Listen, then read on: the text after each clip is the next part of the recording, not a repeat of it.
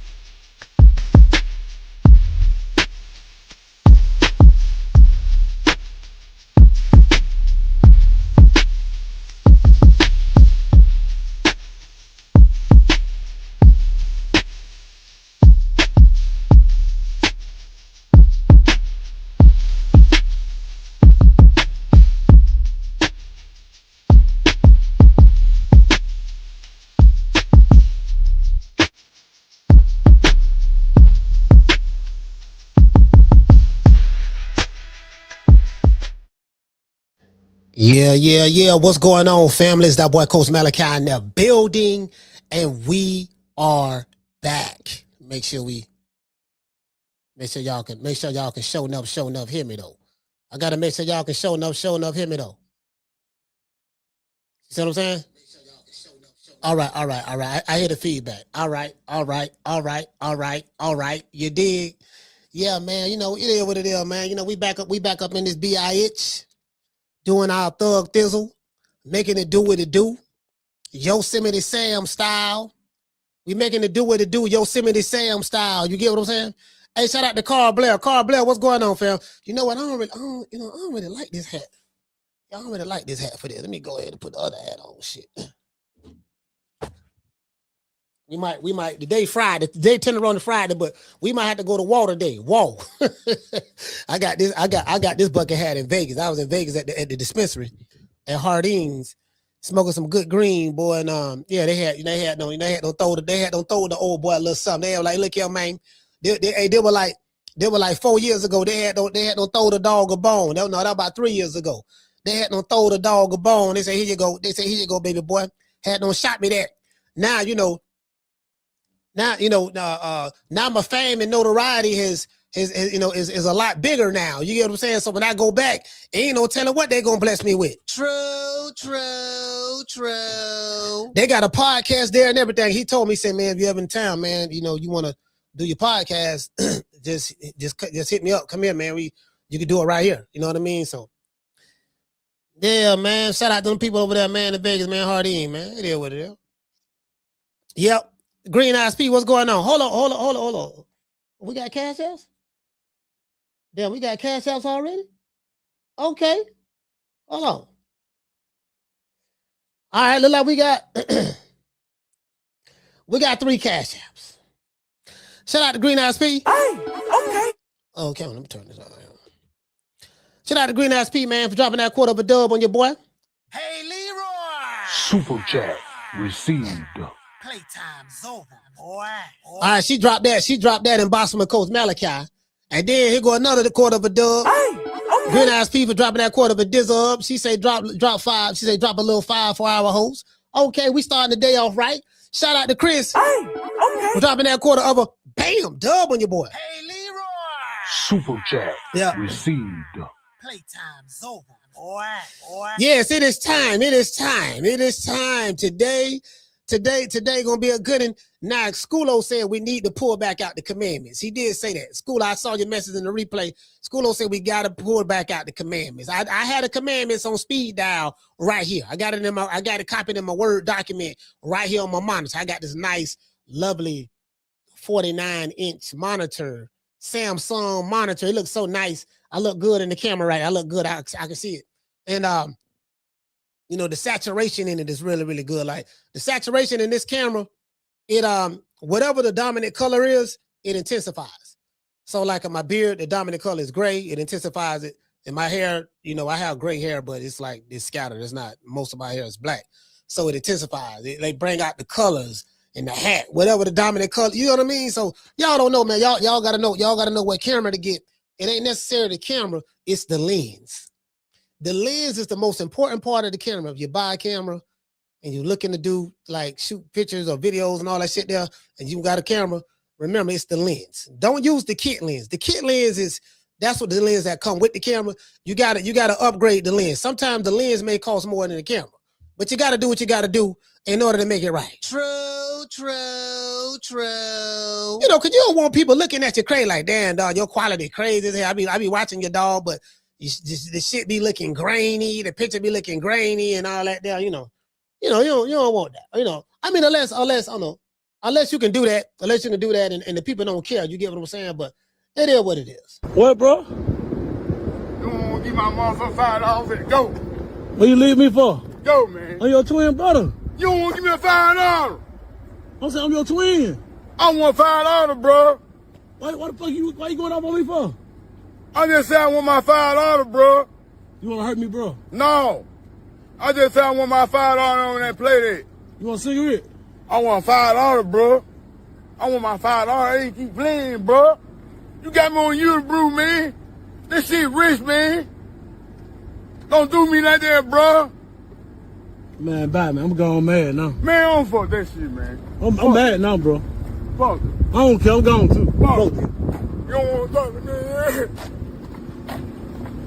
Bye, man. I'm gone, bro. I'm gone, bro. I'm gone now. It's over with. Bye, Terry.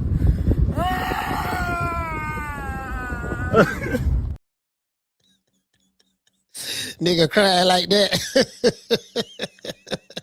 He said, you got me on yooooooo. He said, you got me on yooooooo. He was trying to say YouTube. You know, you got me on yooooooo, bro.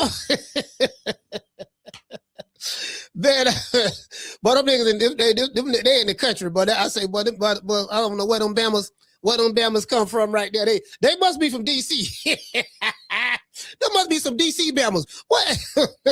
Throw that on DC right quick. Know some DC niggas will go off. Nigga, hell no, nigga, ain't nobody from DC like that. Start some shit. Just start some shit at DC right quick and sit back. I got the real goon. I got DC Gray. I got the hardest OG in DC. DC Gray. Original gangster. You get what I'm saying? The Gray go way back. Gray go back to the 60s. You see what I'm saying? The 60s Gray go back. So he was running, he was putting in work in DC in the 60s and 70s. He was putting in work. You get what I'm saying? Putting in work back there. Y'all don't know nothing about that there, man. All you jitterboys in DC, y'all respect your elders because DC Gray, all he gotta do make one phone call, goddammit. That's all he gotta do. Hey, shout out to Sean from the Heights. Hey, okay. For dropping that. Bam, dub on your boy. Hey, Leroy! Super chat received. Playtime's over, boy. There you go. Look here, man. He say, oh, hottest fish grease sucker knew he was snitching. Hey, you know the crazy part about it? I was looking at one of the comments on Sean, and they say, man, they say that's what Brooklyn niggas known for. They say Brooklyn niggas known for snitching. Then I had to just go back and look. I said, you know what? I don't know about Brooklyn dudes, but some of the biggest rats have come out of New York. Frank Lucas. I think Frank Lucas ain't no telling on everybody. I mean, he fell. Shit, Sammy the Bull. I said, damn. I mean, just them two right there. Alpo from Harlem. Alpo. I'm like, man, god damn, bro. I ain't think about it till they made the comment. Shout out to OBW Stretch. Hey, okay. We're dropping that quarter of a bam, dub on your boy. Hey, Leroy! Super chat received. Playtime's over, boy. He said, I'm gonna tell Hitchins to come snitch on true boxing media. Shit finna be gold. He say, finna ask all the right questions. Hey, listen, man, listen. All I'm saying is this. I saw the little interview he did about why he ducked Oscar Duarte. And he said a whole lot of shit that, he was on Aka Barack show, and they was coddling him, rubbing him on his back, making him feel good. I'm sitting there and I'm sitting there looking like, he like, yeah, man, no, man, I was feeling real sick, man. I was struggling to make it. And then the IBF got the rehydration rules. And man, this man did all that nigga explaining. Bro, you didn't do this with the other fighters prior to Oscar Duarte. Yeah, I want to fight him again. People talking about something. Yeah, I want to fight him. Yeah, people talking about something. I'm scared of him and all that there. No, I want to come to 147. I want to fight him up. Man, these niggas moving so fugazi, dog. They moving so fugazi, fam. Hey, listen. Hey, shout out to Coach Eddie. Shout out to Coach Eddie. Hey, what it say? Coach Eddie say Atlanta known for rats too. Vlad TV. Oh, okay, yeah. Atlanta. Yeah, they starting to call Atlanta Ratlanta now. I don't. Like for me, hey, Coach Eddie, this what it is for me, right? This what it is for me. On the Rilla. This on the Rilla now. On the Rilla. On the Rilla, I'm like, man. See, this is the thing. In that world, there's only one gangster, and the gangster is law enforcement. The gangster is the United States government, the feds. And, in that world, bro, ain't no good guys. Everybody's a bad guy. You get what I'm saying? And when you are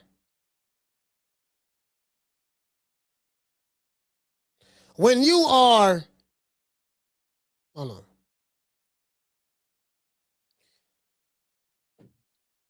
When you are in that world, bro, it ain't but two ways. It ain't but two ways. It ain't but two outcomes. And that's jail or the graveyard. And anything in between jail and the graveyard. Anything in between that may happen.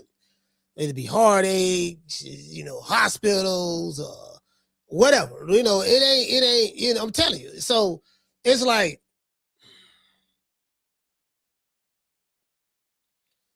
I don't understand how these dudes be just going on these podcasts. Because see, what y'all don't know, when they go on these podcasts, they get paid to come on. Now in boxing, we don't have to pay people to come do an interview with us in boxing. But in that world, like, that's kind of like, it's a vlog. It's kind of like a gossip column. It's TMZ. It's all this shit TMZ. All this shit is TMZ. All this shit is TMZ. All this shit is the tabloids. News is tabloid shit. Like the tabloids. Like when you go in the grocery store and you go in the tabloid section, you got I forgot some of the. No, let me look this shit up. Let me look this shit up because I'm on this sticky ick and I don't forgot. Hold on.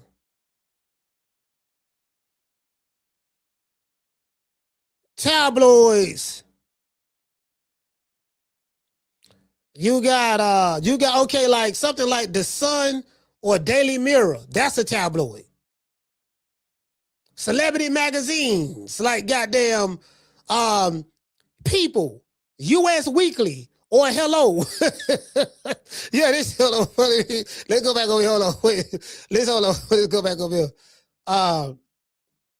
Give me a see. You got The Sun in the UK, US Weekly in the US, the Daily Mirror in the UK, the National Enquiry in the US, People's Magazine in the US, Daily Mail in the UK. You get what I'm saying? What the other one is? What the other one is? The Griot,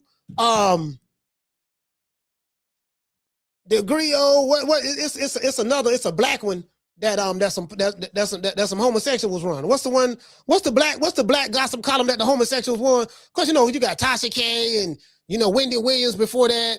What's the black one? Damn, I forgot the one that be on goddamn. What's the black tabloid that be on? No, not TMZ, fam. This one is the homosexual run it. It's a gay black dude. It's the one that the black people go to. I forgot the name of that shit, dog. That shit be popping up on my timeline sometimes.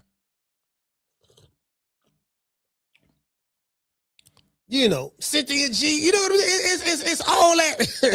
And see, this is what boxing has come to. Boxing has come to that. American boxing, this is what American boxing has come to. And I ain't, the shit fun though. This shit fun. They're like, okay. So they okay. This what they want. This what they want. Okay, this what they want. All right, this what they want. Let's get into it. This what they want. Let's get into it. Like, you know, niggas like these, like the fighters today, they be got like, fam, how you go on? Yeah, the shade room. That's it. Hey, good looking out, Lewis. The shade room. Niggas going on the shade room. Yeah, dog. You know what I'm saying? You know, like, listen, when you have fighters on the shade room, yeah, dog. Deem the Great and Agent Broner.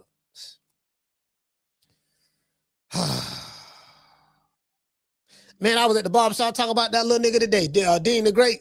My homeboy was like, yeah, man, yeah, the nigga making the city look bad. I had showed him the video of AB slapping him on his cheeks, and he's sitting there smiling, loving it. He got his head down, ass up, his head down on the mat, his ass in the air, and he got a smile on his face while AB smacking him and rubbing in between the crack of his ass. And then AB walk off, smell his hand, and then start walking like a sissy away. And then Dean stand up in front of the camera and say, look, if you're gonna do it, do it all the way. He said, if you're gonna take it, or some shit. He said, you know, if you want the ass, take that. Some shit. If you want the ass, take the ass, or whatever. And the AB started laughing and all that stuff there. Man, my homeboy damn near threw up when he saw that. He threw up, bro. He said, this nigga from Tampa. I said, man, the man from Tampa, man, like it's been confirmed, bro. It's been confirmed. The man, like, damn, the nigga making the city, bro. Like, man, hey, man, we want to kidnap that little nigga. Yeah, we gonna kidnap this nigga here, dog. Tie this nigga up. Hey, y'all ever seen a movie called was it the Mob Squad? No, I think it was the Drop Squad. Let me see. I think it was the Drop Squad. Yeah, by Spike Lee. Yeah, the Drop Squad. But hey, we got a Drop Squad. We got a Drop Squad, that boy, man. We got a Drop Squad him. Him and AB. We gonna Drop Squad both of them niggas. Yeah, we got a Drop Squad. Y'all don't know what Drop Squad is? Look it up. Movie came out like 1994. See what I'm saying? Look it up. Great movie. Yeah, hey, Coach Eddie, we got a Drop Squad, that boy, man. We got a Drop Squad, that boy, man. Listen. I don't spoke to one of the other OGs already today at the barbershop. I got a couple of more. I got to holler at Joe Robinson. He the mayor of West Tampa. I got to holler at Joe Robinson. And I got another OG I need to talk to. Well, these are Joe Robinson. They double OGs. They triple OGs. I got a couple of more triple OGs I need to talk to on the political scene. The local politics of it. You know what I mean?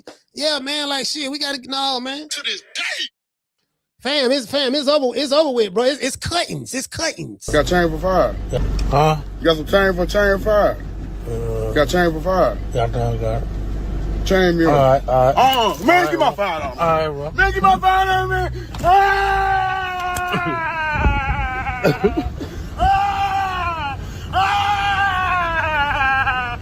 Get my fire!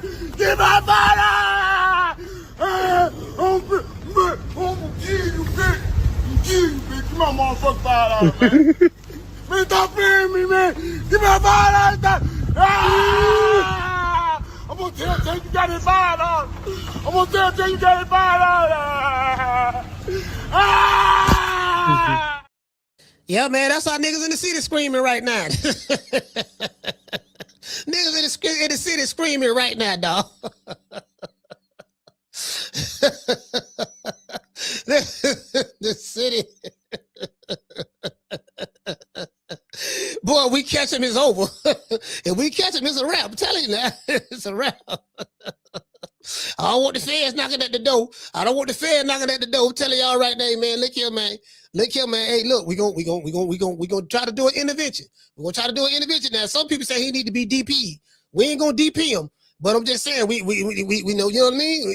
Listen, we gotta have an intervention now. We got to do that. Now we got to have an intervention now. If the intervention don't work, hey man, however the chips fall, so be it. True.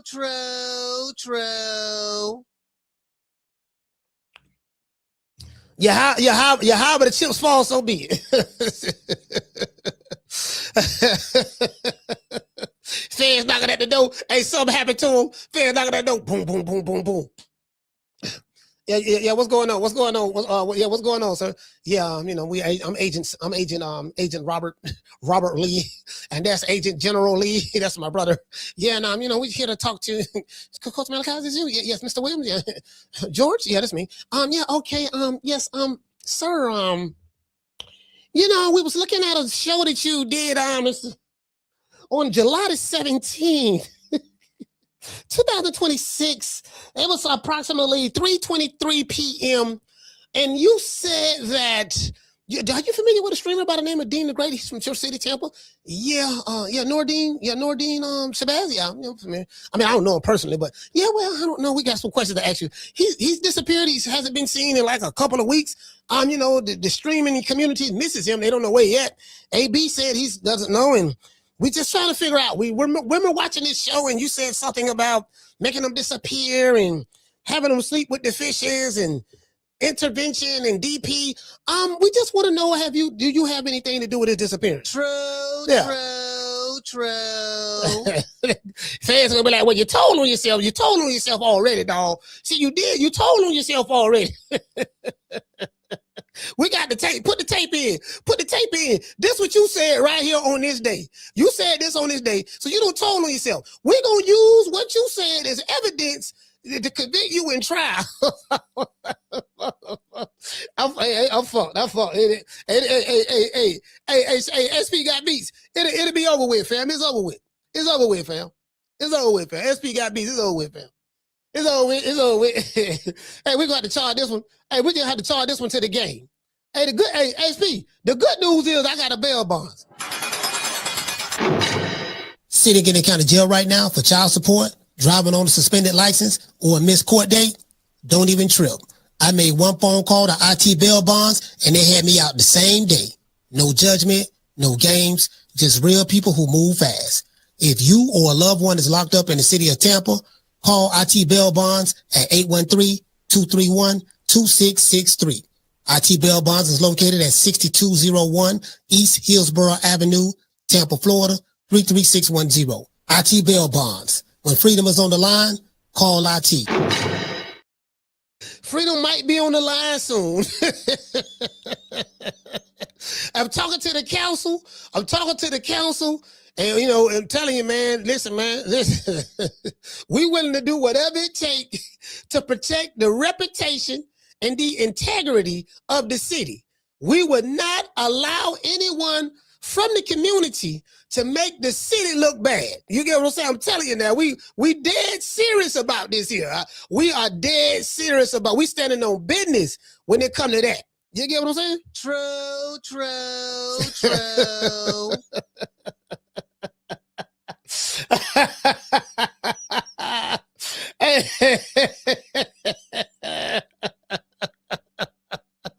Anyway, man, look here, man. Yesterday, man, bro, check this out.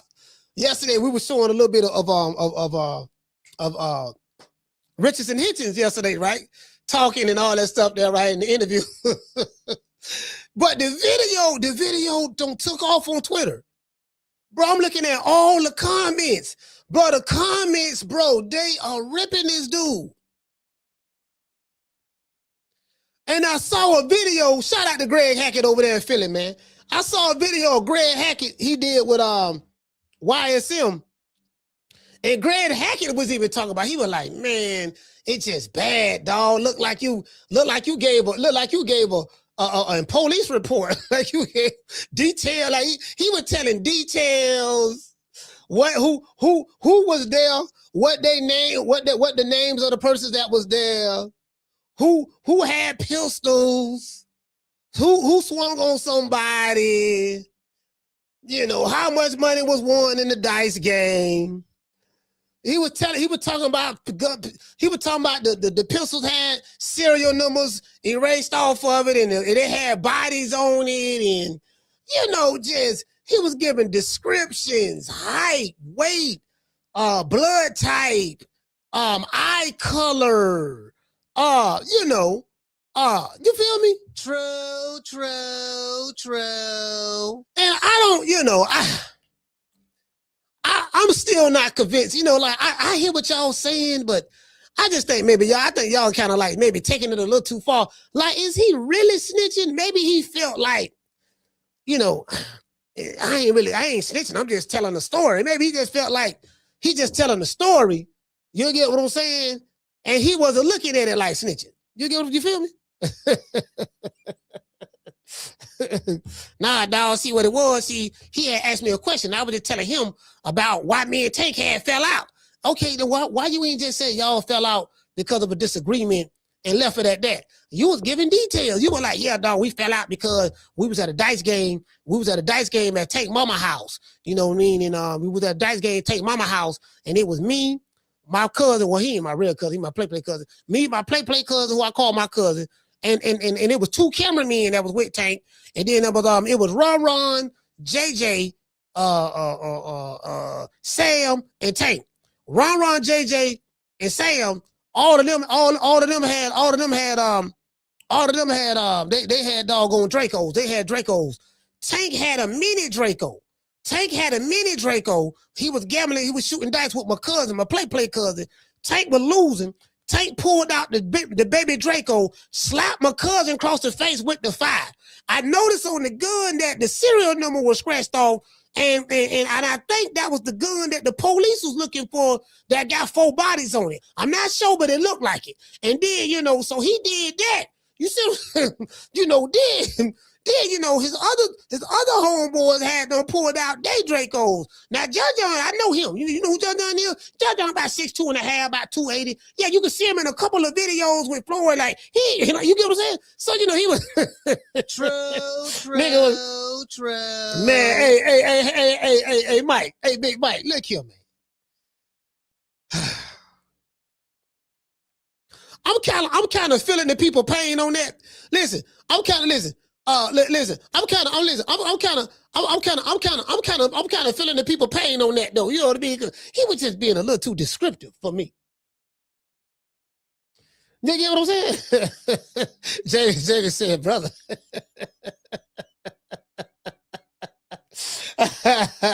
he say Coach looking like a corner store boy from the movie Belly. Okay.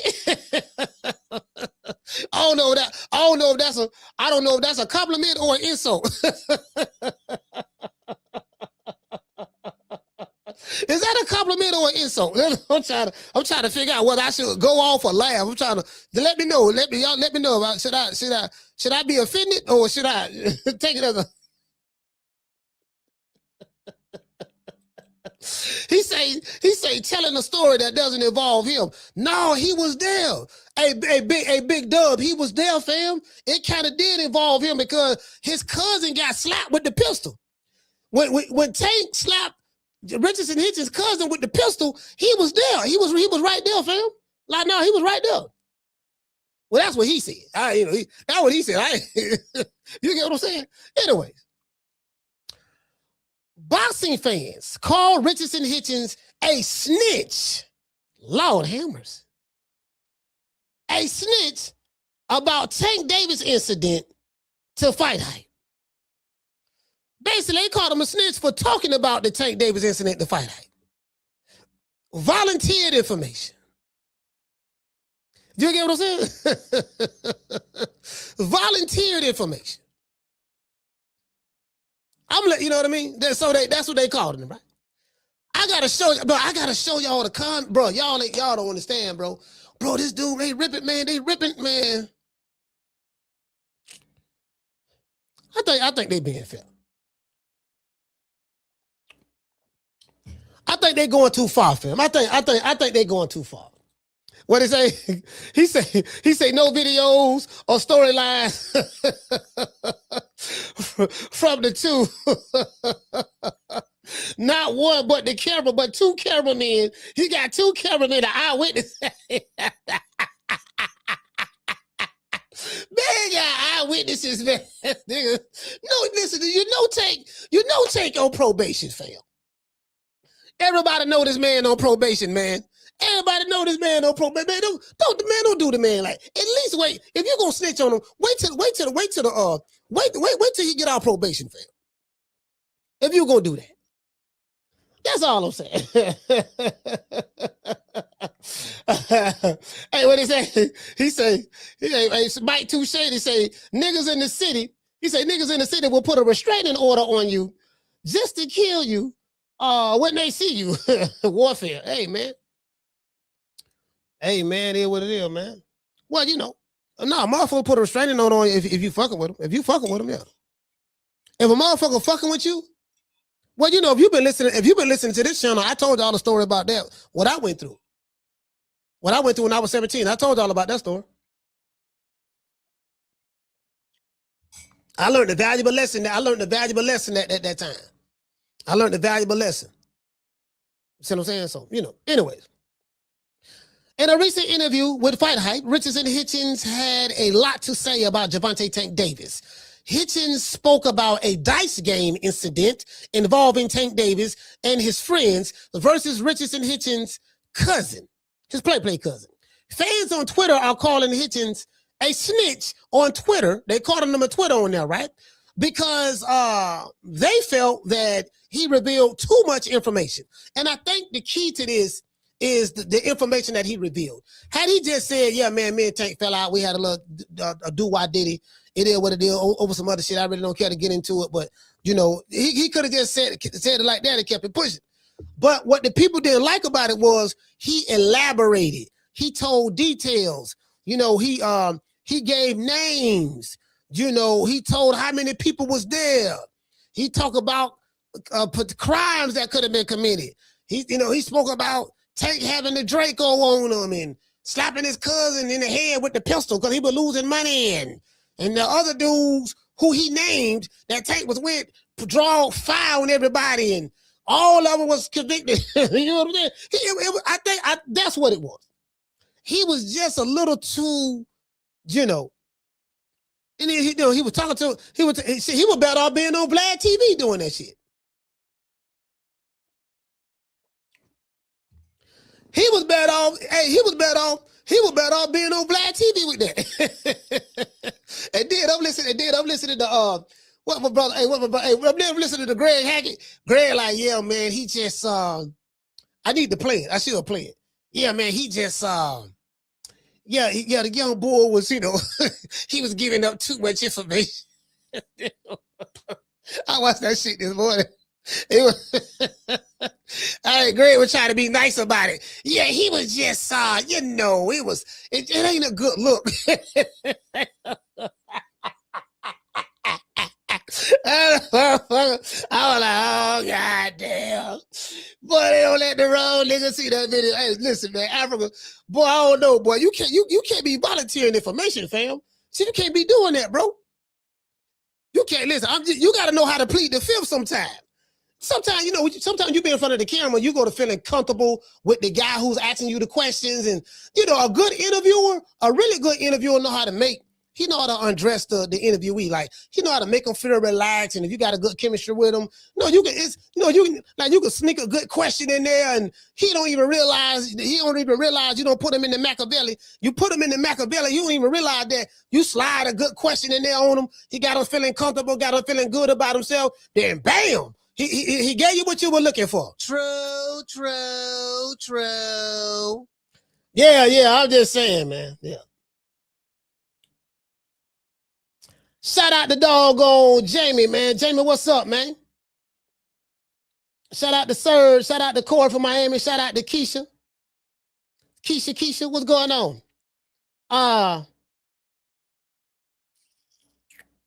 What else we got? I can't see, man. Y'all know I'm on that stick icky, man. Oh, shout out to GHB TV. Oh, shout out to Greg Haggett. Hey, that's him right here. Hey, I was just talking about you. Hey, Greg, I was just talking. Man, I'm gonna play that shit. Yeah, I'm gonna play it. I'm gonna play it now. I'm gonna definitely play it now. Yeah, man. Goddamn, man. Y'all don't, man. This nigga was in like y'all he was at an interrogation. Just, yeah, man. You know, when I was 5 years old, dog, I stole my first frozen cup from Miss Lily Mae's house. You know what a frozen cup is? Is that the little cups with the frozen juice in it? Yeah, it's Kool-Aid. It's frozen Kool-Aid. That's what a frozen cup is. It's frozen Kool-Aid. You make you some Kool-Aid. You got to make sure it's sweet. Now, sometimes you got to put fruit in it and all that there. And then what you got to do now, you pour it in these cups, and then you put the cups in the freezer, and then you let it freeze. Then after it freeze, then when the kids knock on the door, they buy the frozen cups for like 25 cents or something like that there. True. He go to talking about when he stole his first frozen cup. I met Tank. I first met Tank back in 2010. I was a little pup. I was a pup then, and Tank was always older than me, and I've always looked up to him and admired him, and and I just, I didn't have nothing. I was dirty. I was bummy, and I didn't have nothing. I was ashy. Girls didn't want to talk to me. They still don't want to talk to me, but that's okay. And I was and Tank took care of me. He put lotion on my legs when I was at rusty and ashy. He used to let me wear his jewelry sometimes, and I never forget. I had one pair of underwear, and Tank, me and Tank, I'm taller than him. He's shorter than me, but we always had the same waist size. So I only had one pair of underwear, and Tank let me hold a couple of his underwears, and I got a chance to wear them and see what it felt like to be inside, of a future Hall of Famer underwear. True. This nigga. Man, this nigga great. Ain't not great. This nigga man, Africa man. God damn, dog. Oh, okay. Fans on Twitter are calling Hitchins a snitch, right? This guy, Ellie Too Real, says Richardson turning into an informant. He hurt. You know what I mean? How he sneak this and Tank, giving people information they didn't ask for. Deem, some dude named Deem, D-E-E-M, on Twitter says, I'm finna show y'all too. He said, nigga trying to get Tank booked, knowing that Tank is on probation. This nigga is a motherfucking goofy for real. You get what I'm saying? Otto on Twitter says, Hitchins is a goofy. LoveHearts says, he said, bro, really bringing some street stuff to the internet. Yo, this is real bad, Hitch. He say, but this is what Brooklyn is known for, being rats. I'm going to show it to y'all. The man say Brooklyn is known for being rats. I didn't say it. I'm going to show it to y'all. Dude named I Love Hearts, okay? The fans have chosen a side in this issue, and Hitchins isn't the side that they have chosen. In other news, Pacheco is set to do battle tomorrow against some dude named Immanuwel Aleem. He's fighting in Carson City, California tomorrow night on DAZN. We will be going live for that fight. How do you guys feel about the criticism from boxing fans? Criticism that Richardson Hitchins is facing for his testimony. Affidavit. Police report. Deposition. Comments about the Tank Davis dice game incident. Do you feel that Richardson Hitchins is a snitch, or do you feel that the interview was taken out of context? Let's give everybody in the chat a round of applause. Yeah. See, I think the interview was taken out of context. I think the interview was taken out of. I think y'all just, I think the interview was taken out of context. That's what I think. I think y'all went too far. Y'all think y'all went too far. Fam. That's what I think. I think y'all went too far. Y'all just, you get what I'm saying? That's what I think. I think y'all went too far. Here you go. Let's go back. Let's go back and see it. Matter of fact, I'm gonna pull it up. I gotta pull up that Greg Hackett interview too. That shit was funny than a motherfucker. Yeah, dog. You know what I'm saying? He just kind of went too far with it, dog. Yeah, man. He just kind of, he just, you know what I mean? He gave a little bit too much information and shit. You see what I'm saying? Like he ain't have to say nothing about. He ain't had to say nothing about the bodies. He had to say nothing about the bodies that was on. That was on the gun that Tank had on his waist. He had to say nothing about that. You know what I mean? He had to say nothing about, you get what I'm saying? He spoke about the bodies and shit. You know what I mean? Tank gonna be all right. Oh, let me see what's up. Where is that video at? Let me pull up my history, Where is that? That shit was funner than a motherfucker. Oh, nah, you know what? Nah. I think, was it on Twitter? No, it wasn't on Twitter. Oh, here you go right here. He said, boss. See, I've been telling y'all this shit, man. The man saying the same shit that I've been telling y'all since y'all been over here. He say boxing is a soap opera. I said, I told y'all this shit to turn into a soap opera, fam. Go back and listen to my old shit, 2022, 2023. I said, man, this shit finna be TMZ in a minute. I said, this shit finna be TMZ. I said, I'm giving y'all tomorrow's headlines today. Because I was looking at the trends. I was looking at how it was trending. Shit ain't really hard to figure out. You see what I'm saying? It ain't hard to figure out. I was like, man, I know that, man. And you know, where's that, fam? Yeah.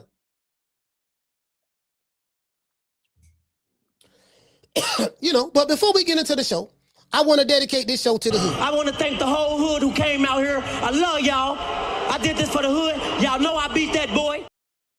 Hold on, wait, hold on, what you say? Shout out to OBW Stretch. Shout out to Oso Wilson. Sorry about that. Hey, okay. We're dropping that quarter of a bam, dub on your boy. Hey, Leroy. Super chat received. Playtime's over, boy. What? He said he even told Shakur took something down and he engaged. He took something down? What you mean? For real? What you talking about? You talking about a chick? What did he take down? Another man or what? Yeah, you get what I'm saying? I'm trying to figure it out. Let me go ahead and hit you. Let me go ahead and hit you with the huggy bear. Down from the bar, there's a platform stage. People pimping, sharp as razor blades. Hey, shout out to Katie Smith, Katie Small. What's going on, Katie? Yeah, you get what I'm saying? I don't know, man. I think, man, me personally, I think y'all, I think this testimony has kind of like, I think y'all kind of like, you know, I think y'all being a little bit too, you know, I think it was taken out of context. I think it was taken. Hold on. I think, you know, I think it was taken out of context. You know what I mean? I think it was kind of like, you get what I'm saying? Keisha say cheated on his fiance. Hey man, he told that too, for real? No, he ain't say that. No, he ain't say that, fam. He ain't say that. He ain't say that. He ain't do that. No, he ain't do that. No, man, no. It's a video out there, him saying that. Somebody send me that video. He ain't do that now. So he told on Tank and Shakur? No, man. No, he said that?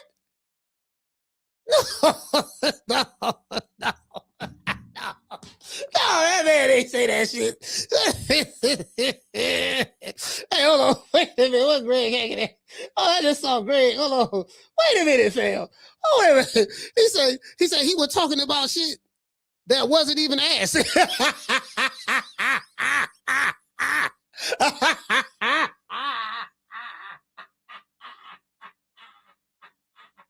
Hey, that's it. What, true.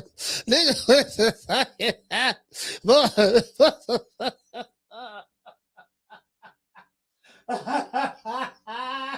that's it.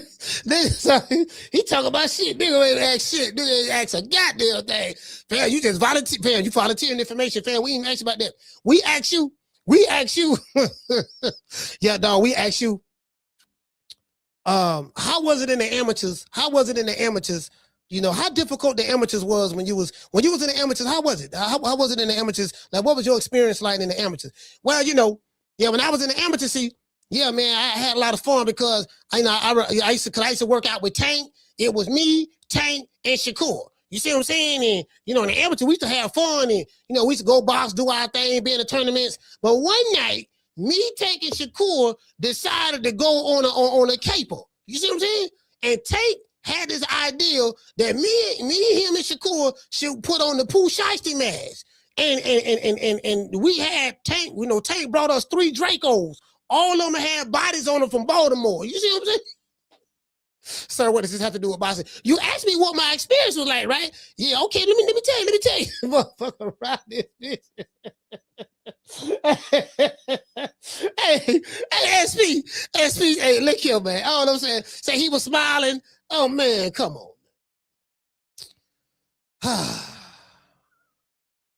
Hey, he said he just freestyle lying. No, man. Hey, look here, man. Hey, just like Baba Hopefield, my son. Hey,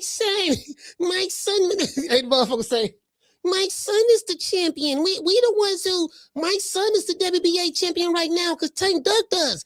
Like, mama ho, your son is not the champion. The belt is vacant. It's literally on the WBA's website.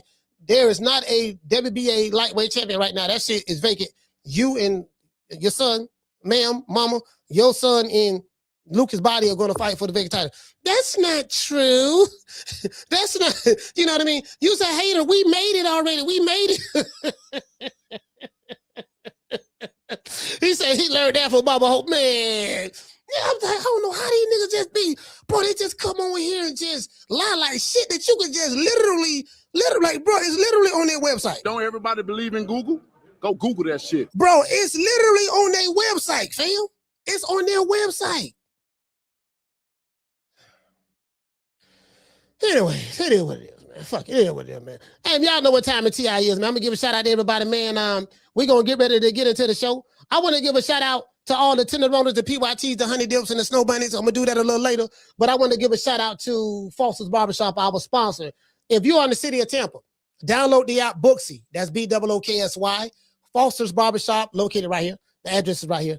Foster's Barbershop is located at 1923 West Main Street, West Tampa, Florida, 33607. Let them know that Coach Malachi sent you, and you will receive a 10% discount. We also want to give another shout out to our other sponsor, IT Bail Bonds. If you are a YN or an old crescent nigga and you about that life, you like being in the streets, you like keeping it real, you like doing all that street shit that's going to end up putting your ass in the graveyard or in jail, save this number. You might need it. Sitting in a county jail right now for child support, driving on a suspended license, or a missed court date? Don't even trip. I made one phone call to IT Bail Bonds, and they had me out the same day. No judgment, no games, just real people who move fast. If you or a loved one is locked up in the city of Tampa, call IT Bail Bonds at 813-231-2663. IT Bail Bonds is located at 6201 East Hillsborough Avenue, Tampa, Florida, 33610. IT Bail Bonds. When freedom is on the line, call IT. Yeah, man, when freedom on the line, man, y'all might want to call, y'all call IT, just let them, you know what I mean? That's my homeboy on, that's his shit. A lot of my friends got their own businesses. I'm just, you know what I mean? A lot of us used to be in the street, but we ain't in the street no more. We the old niggas now, but all the old niggas that I know, they got their businesses. Not all of them, but, we're talking about from barbershops to restaurants to bail bonds to contractors, like building houses and shit. Yeah, electricity, yeah, for real. All bullshit aside. Dead ass. You get what I'm saying? Now, back to what we were saying. Hold on. Wait a minute. Hold on. The day is Tenderoni to Fridays. Oh, we got a cash app. Let's see what we got. Oh, we have two cash apps. All right, we have two cash apps. Let's see. All right, shout out to Total Bishop. Hey, okay. We're dropping that quarter over. Bam, dub on your boy. He said that just got word from the city of Bmore, lay off a Tank. Hey,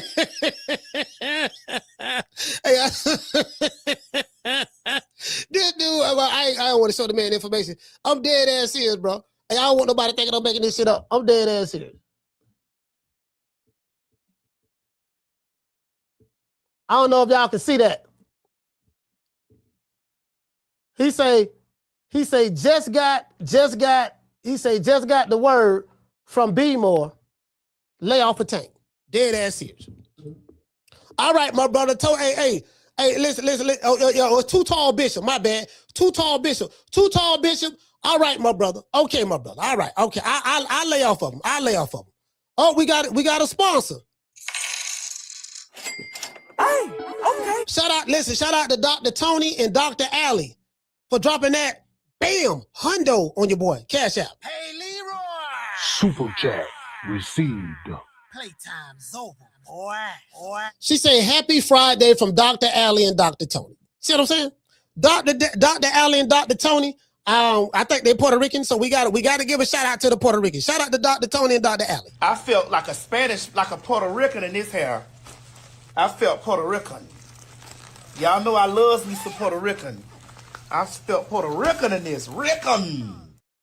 And guess what? We got to hit them. We got to see they the sponsor. We got to hit them with the Huggy Bell. Down from the bar, there's a platform stage. People pimping, sharp as razor blades. Hey man, shout out to Rick Timms, and y'all know what time it is, man. What, bro? No. Got chain for $5. Huh? You got some chain for $5. Got chain for $5. Got it. Chain me. All right. Man, give my $5. All right, bro. Man, give my $5, man.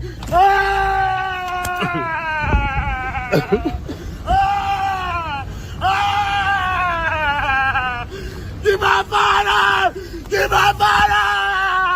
I'm gonna kill you, bitch.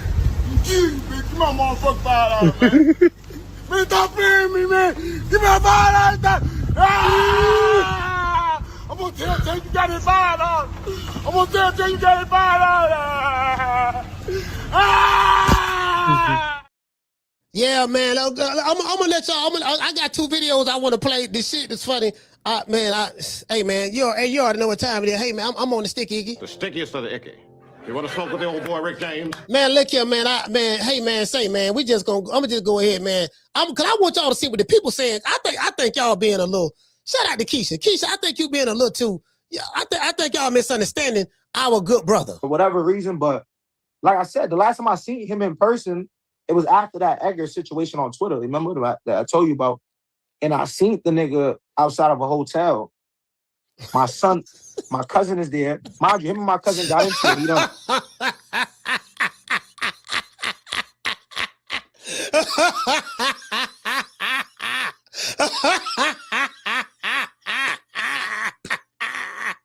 Somebody sent me the video. Y'all sent me the video. Y'all say he was talking about Shakur Stevenson girl. Yeah, dog. Yeah, you see what I'm saying, man? See, Shakur girl, see what I'm saying? Like, Shakur was, his girl, the way he went now, yeah, the way I was there with him last week. Yeah, me, him, and there was some chick he was hollering at. He had to put that meat up in her. I think she pregnant. His fiance don't know yet. She don't know that about it. And you do know, you telling her on camera, she gonna find out. She gonna see the video. Anyway, let's go. Let me see what's up. Somebody send me that video. Is it here? Yo, let me see what's up. Man, God, I can't even play the video for 10 seconds. I'm laughing already. I'm like, man, isn't it? God damn, this nigga here, man. Hold on, let's see what's up. Did somebody send me? Motherfucker trying to scare me. Motherfucker trying to. What is it? Oh, somebody sent me Adrian Broner rap video. Yeah. Oh, Errol Spence. They showing that old video with Errol Spence. The fuck is this?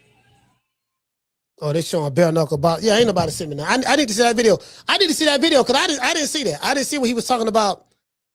Is that? Yeah, I didn't see what he was talking about with Shakur Stevenson and he was cheating and all that shit. I didn't see that. To be honest with you. Cause I only saw this snippet right here. I need to see this interview, this Fight Hype interview in its entirety. Maybe it's on this interview. I need to check it out.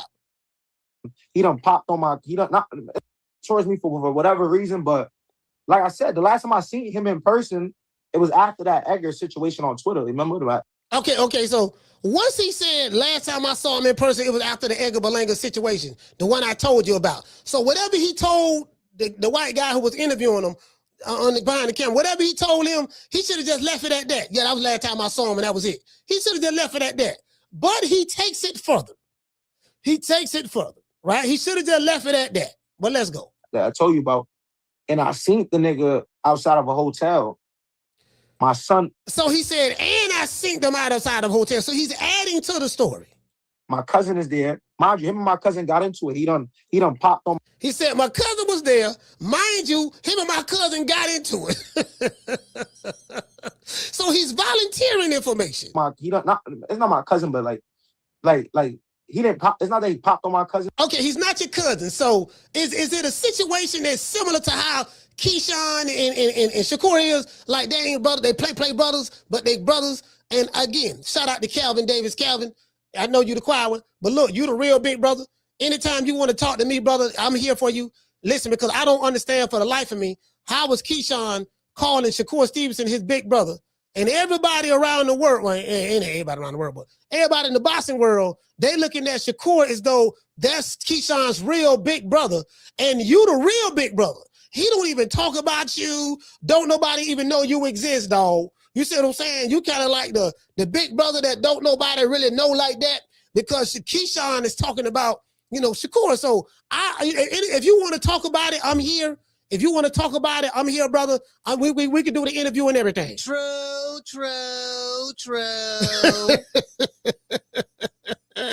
Anyways. But like they was going back and forth. Him and my cousin was going back and forth on some gambling shit. Like, mind you, they in my crib. Gervonta's in my crib. They in my house with like it's him. It's just 2 photographers and my other and some other nigga. He used to be with Luck. Luck used to be with AD. I don't know if you know Luck. He like see, it was Luck. You know Luck. Yeah, see, Luck had the Draco. It was see what it was. It was Tank. It was 2 photographers. Yep, and it was Luck. You know Luck. You know Luck. The one that caught the body last week. The police ain't found yet. Yeah, and Tank was driving the getaway car. Remember I told you about that? Yo, this nigga, god damn, fam. Yep. So you know, Luck is in the crib. We in the crib. They gambling. Gervonta losing all his money. My cousin's just killing him. So he like, nigga, you know how that shit go. You cheating and it ain't a 6. It hit the wall. Whatever. They playing dice. Gervonta tells my cousin like, yo, we gonna get into it. My cousin like, all right, nigga, we gonna get into it. Gervonta sneaking, boom. But Gervonta calculated, you in the crib with all your mans, bro. Plus you got your John on you. He got his gun on him, and he in the crib with all his mans. Of course you're gonna feel tough. You know niggas ain't nothing gonna happen to you. Boom, break it up. This shit look bad. It don't look good.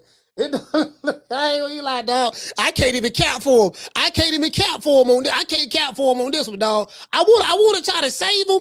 I ain't trying to be no Captain Saberho. I ain't trying to be a Captain Saberho, but I want to try to save him, but I can't even save him. Put it this way.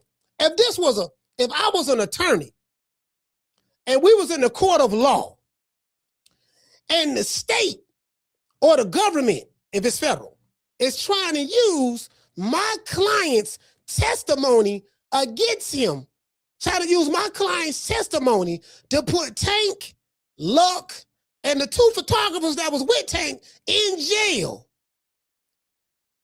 And I'm trying to beat the case. It'd be very difficult for me to beat the case because their star witness is my client. True. Hey, shout out to M. Cole. They star witness is my client. So it's going to be very difficult for me to beat the case. Hey, Schoolo, you get what I'm saying? It's going to be very difficult for me to beat the case. So, hey, shout out to Dr. Boston. Dr. Boston, what's going on, fam? You know, you get what I'm saying? Yeah, it's gonna be very difficult for me to beat. They're like, God damn, dog. Exhibit A, government. Do you have any evidence? Yes, Your Honor. We only have one piece of evidence. What's that? Richardson Hitchins. What do you mean? What do you mean? Yeah, don't worry about it. We got a sworn testimony from him. We got a sworn testimony. He gave detail. What happened? Tank Davis need to go back to jail, violate his probation, and send his little ass to prison because he's keeping felonies. He got guns on him. You know, he's shooting dice. You know, he got shooters with him. He got photographers with him. That's videoing and recording. You know what? If he had 2 video guys with him, I bet that's on film. True. Hey, check this out. Hey, you know what? If he had 2 photographers with him, I bet they was recording everything. Bro, I'm telling you. Listen, these niggas do shit like that. Bro, they probably got that on video. Now we find out Tank. We see Tank on TMZ. TMZ coming out breaking news. Gervonta Tank Davis just been arrested for, possession of a firearm. A felon and felon in possession of a firearm. According to testimony from RH. Testimony from RH. We don't want to say his name. RH. Testimony from RH says that he had a gun at this time, and And, you know, he pistol whipped his cousin with it, you know, so that was aggravated assault, attempted murder, aggravated battery right there. Kidnapping because they couldn't leave. They were trying to leave, but they was afraid. You know, Luck, we got Luck. Listen, we got Luck. Luck, listen, we got a warrant out for Luck arrest right now. The U.S. Marshals will have Luck in custody in 5, 4, 3, 2, 1. Okay, we got Luck. Luck is in jail right now. We got him too. You see what I'm saying? Right now, our wonderful agents, FBI agents, they are questioning, interrogating Tank Davis and Luck right now. We also got the 2 photographers because we know they got it on video. True.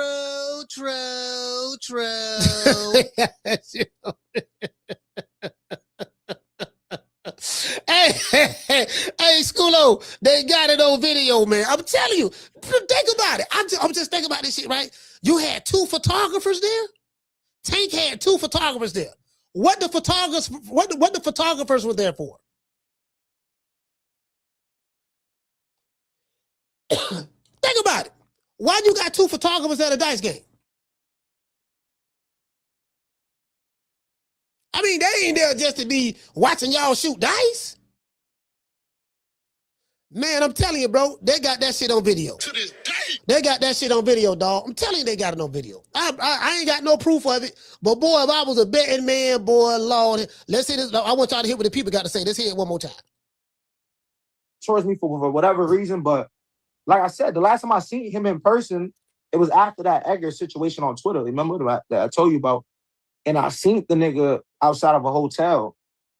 My cousin is there. Mind you, him and my cousin got into it. He done popped on my, it's not my cousin, but like he didn't pop, it's not that he popped on my cousin, but like they was going back and forth. Him and my cousin was going back and forth on some gambling shit. Like, mind you, they in my crib. Gervonta's in my crib. They in my house with like it's him, it's just 2 photographers, and my other and some other nigga he used to be with Luck. Luck used to be with AB. I don't know if you know Luck. He like big.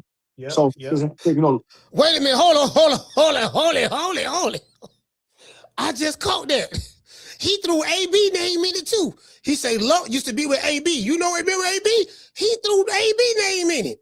So now we got the subpoena. Listen, when the subpoena's coming out, hey Jamie, I'm telling you right now. Shout out to Yamas. Listen, they finna subpoena.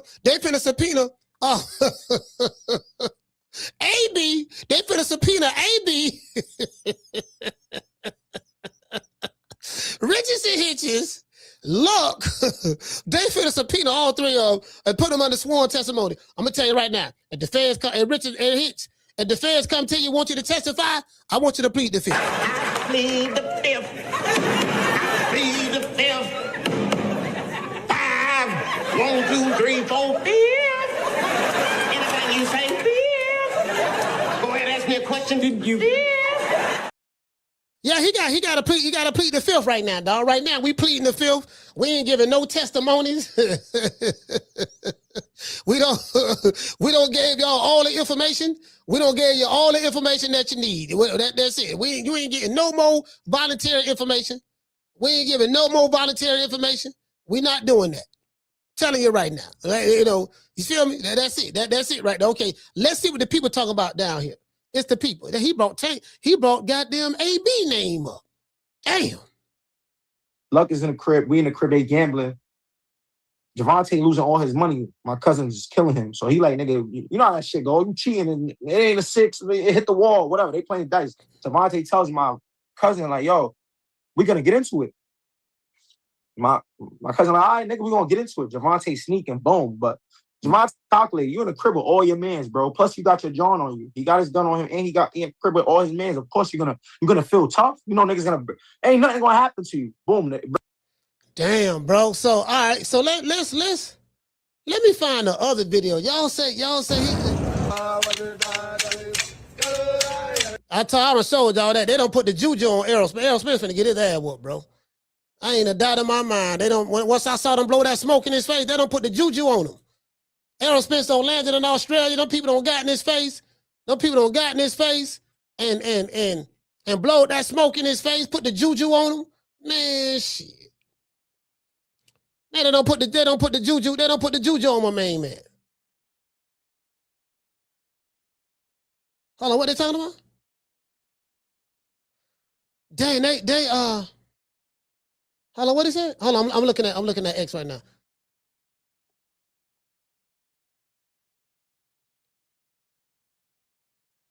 Damn. Oh, he don't fell out with Edgar Berlanga too? Oh, I got to show y'all this. What the hell is going on? So Edgar Berlanga replies to Tank Davis. Edgar Berlanga says, Gervonta, bro, you was on the phone with Richardson Hitchins the whole fight saying I was going to get knocked out every round. Get off my shit, nigga. He say, and make sure your pay-per-view numbers do numbers. I showed already what type of time I'm on versus a legend. You ain't fight nobody, bro. Man, so they got the Puerto Rican assassin involved too? We got the Puerto Rican assassin Edgar Berlanga involved as well? Man, what is going on, bro? Damn, like Richardson, Richardson Hitchins don't set off a firestorm. Y'all have read that. Shout out to Sean from the Heights. Hey, okay. For dropping that quarter of a bam dub on your boy. Hey, Leroy. Super chat received. Playtime's over, boy. Sean said he need an Alfred plea. Man, shit.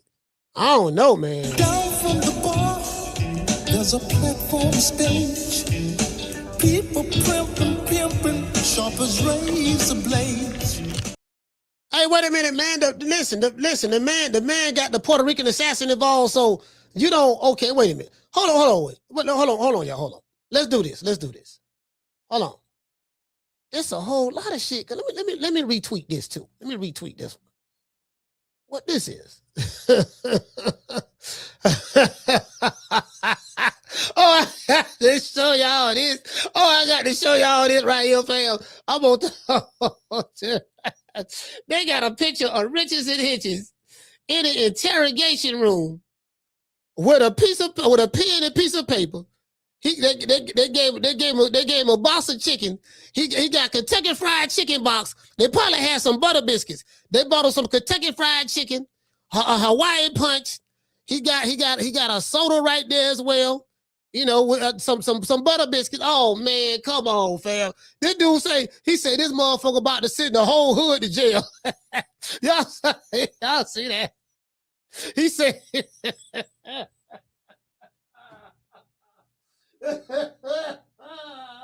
He said, y'all see this, man? This how they roasted him on Twitter, man. This how they roasted Daniel. This how they roasted Richardson Hitchins on Twitter, fam. They said, damn, this motherfucker about to send the whole hood to jail. Hey, fam. Bruh. Come on, fam. Come on. Now, this a low blow, bro. This a low blow. Come on, fam. Now, this is a low blow, bro. And then they got Kentucky Fried Chicken. Yeah, you know the chicken come with biscuits. So they got Kentucky Fried Chicken, butter biscuits. They gave the man some Kentucky Fried Chicken, butter biscuits. The small cut right here was mashed potatoes. So he got mashed potatoes, Kentucky Fried Chicken, butter biscuits, and a Hawaiian Punch. And just to take down the whole hood. The stickiest of the icky. You want to smoke with the old boy Rick James? Come on, fam. Sit your $5 ass down before I make change. You dig? We did it first, and we motivate even the greats. This is different. Man, why y'all, hey, Keisha, why they doing the man? Come on, fam. This is going too far. That's going too far right there, man. Come on, fam. Y'all talking like the man buck dancing for butter biscuits. Oh, Miss Hillary. Oh, so good to see you, Miss Hillary. I love you, Miss Hillary. Welcome to TV1. Oh, Lord. I dance with Master. I dance with Master. I dance with Master. I dance with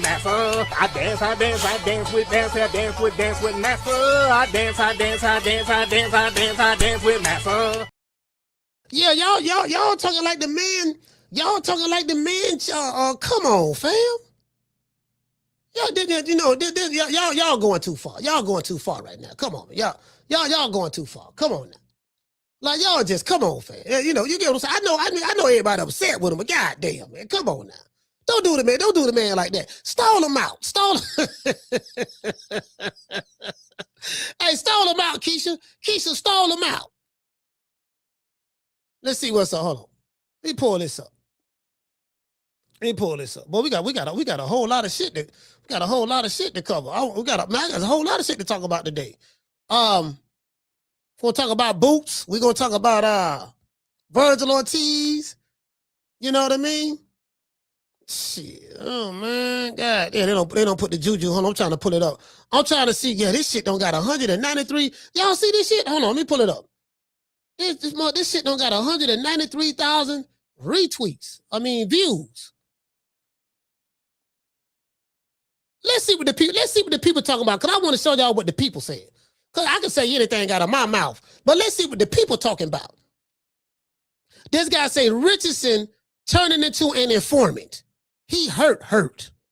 How he sneak him if your Cuzzo said, we gonna get into it.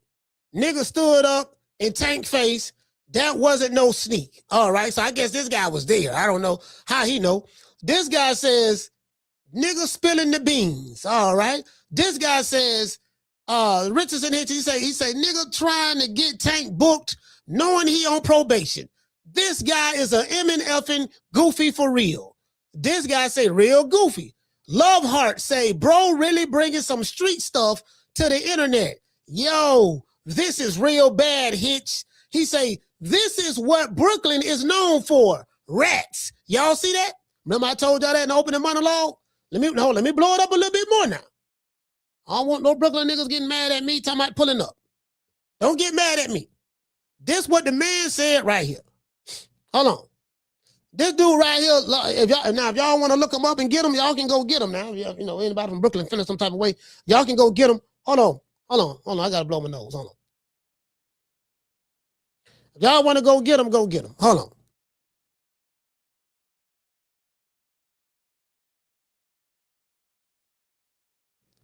Yeah, if y'all want to go get him, go get him. All I'm saying, this what he said. Now, this dude name, I ain't snitching. This is public information. I don't want nobody throwing me in the snitch category. Listen, this is public information. This is posted on Twitter. So y'all can go look at it. It got 4,000 views.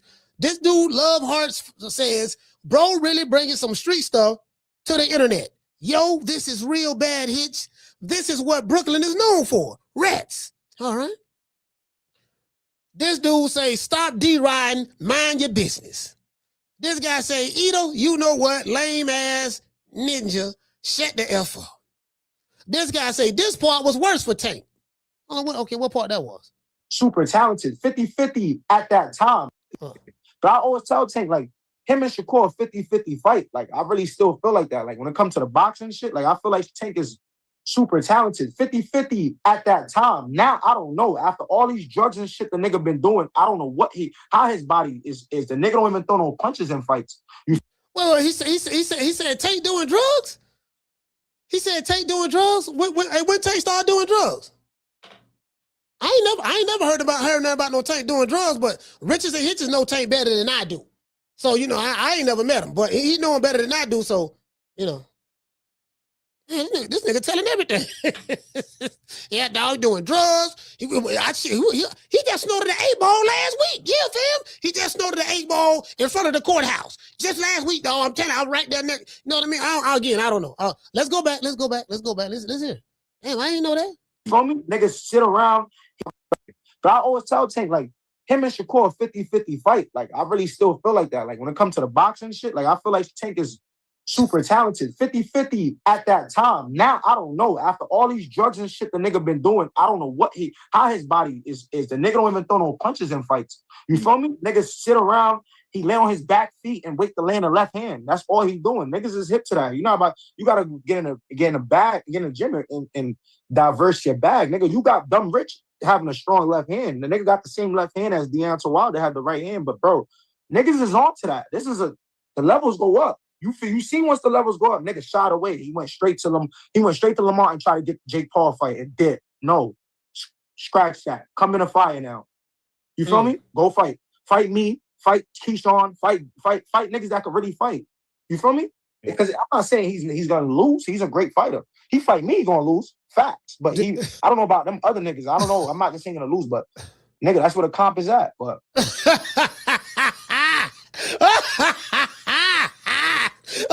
gotta retweet this one. I gotta retweet this one.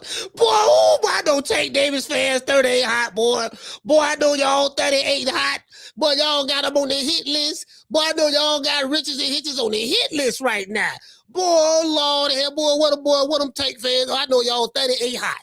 But I always tell Tank, like, him and Shakur 50-50 fight. Like, I really still feel like that. Like, when it comes to the boxing shit, like, I feel like Tank is super talented. 50-50 at that time. Now, I don't know. After all these drugs and shit the nigga been doing, I don't know how his body is. The nigga don't even throw no punches in fights. You feel me? Niggas sit around, he lay on his back feet and wait to land the left hand. That's all he doing. Niggas is hip to that. You know about, you gotta get in a bag, get in the gym and diverse your bag. Nigga, you got dumb rich having a strong left hand. The nigga got the same left hand as Deontay Wilder had the right hand, but bro, niggas is on to that. The levels go up. You see once the levels go up, nigga shot away. He went straight to Lamar and tried to get the Jake Paul fight and did. No. Scratch that. Come in a fire now. You feel me? Go fight. Fight me. Fight Keyshawn. Fight niggas that can really fight. You feel me? Because I'm not saying he's gonna lose. He's a great fighter. He fight me, he's gonna lose. Facts. But I don't know about them other niggas. I don't know. I'm not just saying gonna lose, but nigga, that's where the comp is at. But hey boy, he on the hit list now. See, Tank Davis fan, boy, they got the Tommy guns out now. Tank Davis fan going at everybody. They going at Haney fans, Shakur fans, Keyshawn fans, Richardson Hitchins. They going after Richardson Hitchins. Anybody that Tank don't like, they don't like. Yeah, man, boy, he on the hit list now, dog. He on the hit list. He on the hit list now, fam. They got him on the hit list, bro. They got hey, Jamie, they got him on the hit list, bro. It's a wrap. It's a wrap. They got him on the hit list. Man, you listen, boy, they got him on the hit list. He say now, if he fight me now, you know, he gonna lose for sure. He definitely gonna lose if he fight me. Now, the other niggas, I don't know. You see what I'm saying? But I will agree with one thing he said. Tank don't want to fight no competition. He don't. I know Tank fans don't want to hear that. The man 32, the man about what he 32 years old now?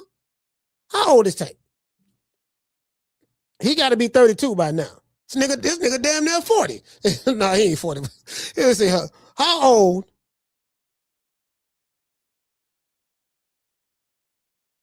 See how old that dude is now, man. He 31. Oh, he was born November 7th, 1994. So he'll be. Is he a Scorpio? I think he's a Scorpio. I'm not sure. So he'll be 32 in November. And he's not fighting for the rest of this year. So when he come back, they said that as a report that came out, they say Tank won't be back until March 2027. So he's gonna be 32 years old when he come back. Well, I'm trying to tell you, but I know it's hard, boys. It's hard. Listen.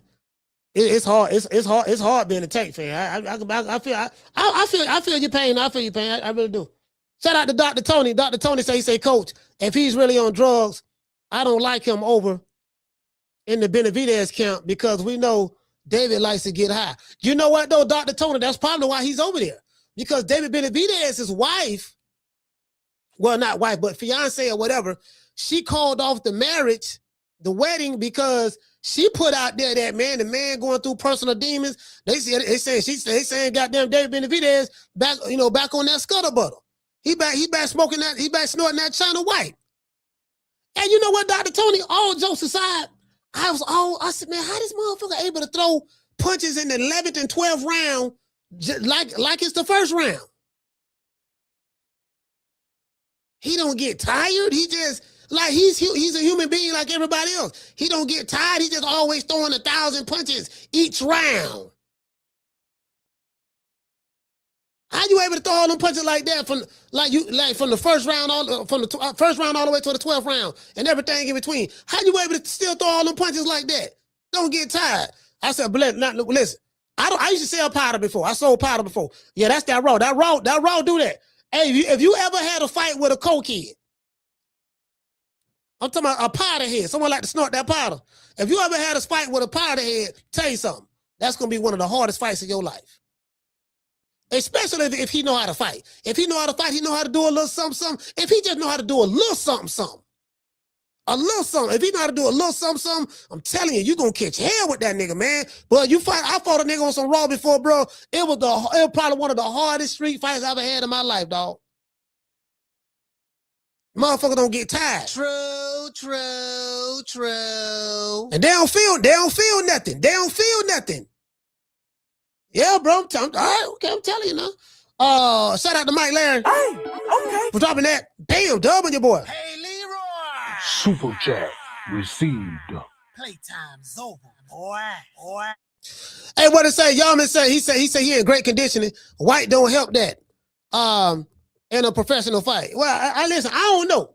All I'm saying is the man using it for a reason. I don't know. I don't see motherfucker shit. Goddamn shit. Sugar Ray used to be on it. Duran. There's a whole bunch of motherfuckers on that shit back then. I bet. I don't know about that, Yamas. I don't know about that. All I know is I fought a nigga that was on that shit that was snorting pot. I'm telling you, bro, this motherfucker right here, dog.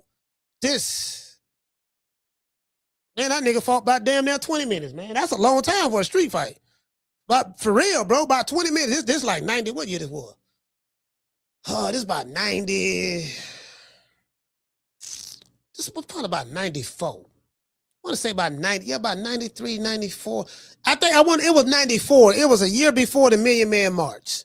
It was right around the time the Million Man March in 95. It was like 94. Yeah, about 94. Telling you, bro. Yeah, man, shit, I ain't. What did it say? Lawrence Taylor, LT.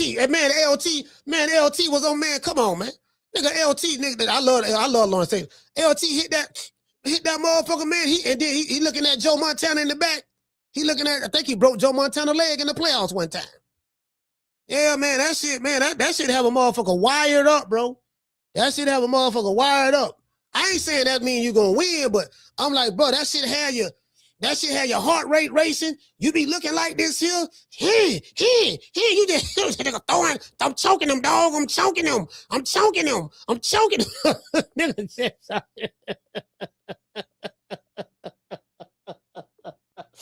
I'm telling you, hey, I'm choking him. Choking these motherfuckers, nigga, pussy ass, nigga, I told the dog, nigga, 20 minutes don't wait by, nigga, 20 minutes don't wait by, this nigga still throwing punches. True. Hey, listen, hey, Ham, I don't hit this nigga with everything in the kitchen sink. God damn, this motherfucker, this nigga ain't re-wrestling this shit. I'm like, tired in the mud, man, this motherfucker ain't stopping, bro. No, the motherfucker ain't stopping. You ever fought a nigga 20 minutes straight? Hey, Big Sarge, you ever fought a nigga 20 minutes straight, fam? Man, this nigga, man, shit. I don't know about that shit, man. Shit. Fought a nigga. Hey, what they say? He said hit last about 15 minutes. He said, if you got it in the corner, he said LT was smoking crack, broke Terry Bradshaw's leg. Yeah, he was smoking crack, but he was snorting too. He was snorting. Nah, Jarvis, he was snorting too, fam. You know, you can't smoke no crack on the football field. Like he on the sideline, he was doing that. He wasn't smoking crack on the sideline. Yeah, he smoked crack too, but he was snorting that raw. He was snorting raw too, fam. To this day. Yeah, that pot to do that to you. See what I'm saying? Hey, shout out to Miss Sheila. She said, Coach, he said, did you get your bicycle? Did I get on my bicycle? Oh, did I get on my bicycle? Nah, man, we were fighting, man. I forgot what we were fighting about. We were fighting, man. I don't know if he owed me some money or something. It was, I forgot what it was about. I forgot what it was about. But, yeah, man, shit, man. I was tired than a motherfucker, dog. I was tired. I was dehydrated. You get what I'm saying? You know, it was a homie. Said somebody in the hood. You know, you fighting a homie in the hood. That's one-on-one. Y'all, you know, may the best man win. Huh? Yeah, man, nigga, man, that shit, man. I know he used to snort because I used to sell it to him. That's how I know. So, shout out to Ramon. Hey, okay. For dropping that half for bam, dub on your boy. Hey, Leroy. Super chat received. Playtime's over, boy. He say, pray for my boy Big Fish. The end is coming. Okay, you talking about the Big Fish, huh? Okay, you think that the end is coming? Big Fish? Down from the bar, there's a platform stage. People pimping, sharp as razor blades. Man, that nigga, man, shit, I was like, man, god damn. That motherfucker, my homeboy had to come in and like break it up a little bit. Then it was kind of like a timeout. I was trying to get my like, nigga, hell, you know what I'm saying? Shit, if I wasn't in shape, cause I'd have been in the gym all the time. So I wasn't in shape, bro. Like, man, that motherfucker there, man. That motherfucker there, that nigga, man. And shit, that nigga there, he was a motherfucker, bro. That nigga was a motherfucker. I'm telling you. That shit was hard. You know what I'm saying? Shout out to Ramon. What you say? He said, yeah, he can't make weight. It's giving my Roy Jones vibes. Junior. Yeah, so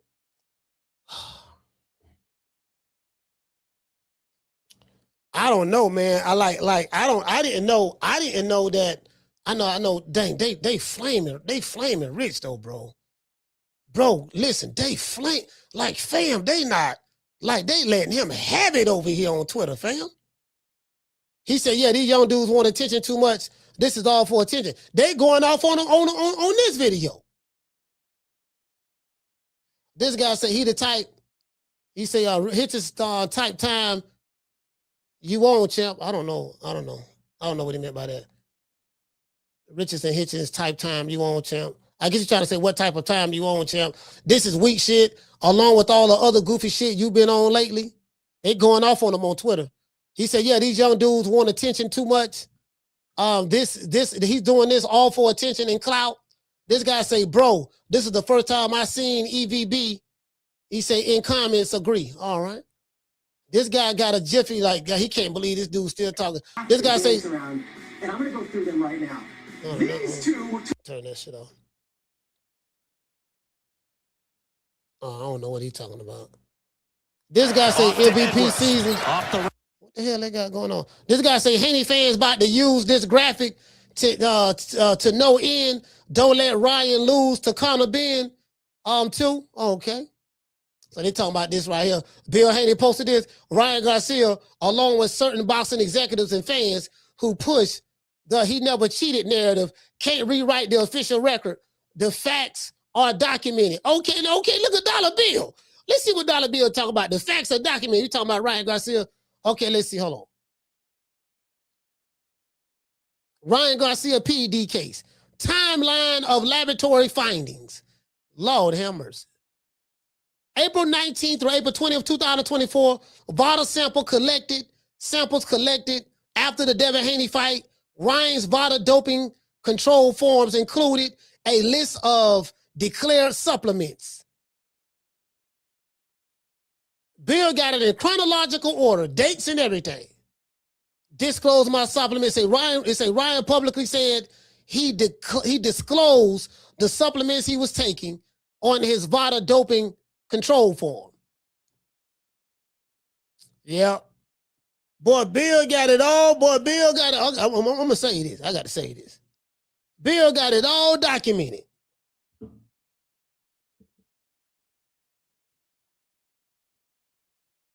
I'm going to get Bill Haney on the show next week.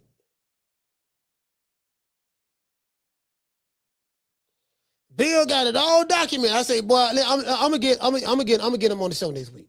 I'm gonna get him on the show next week. Get him on the show next week. Find out. I need to find out what's going on. Hold on.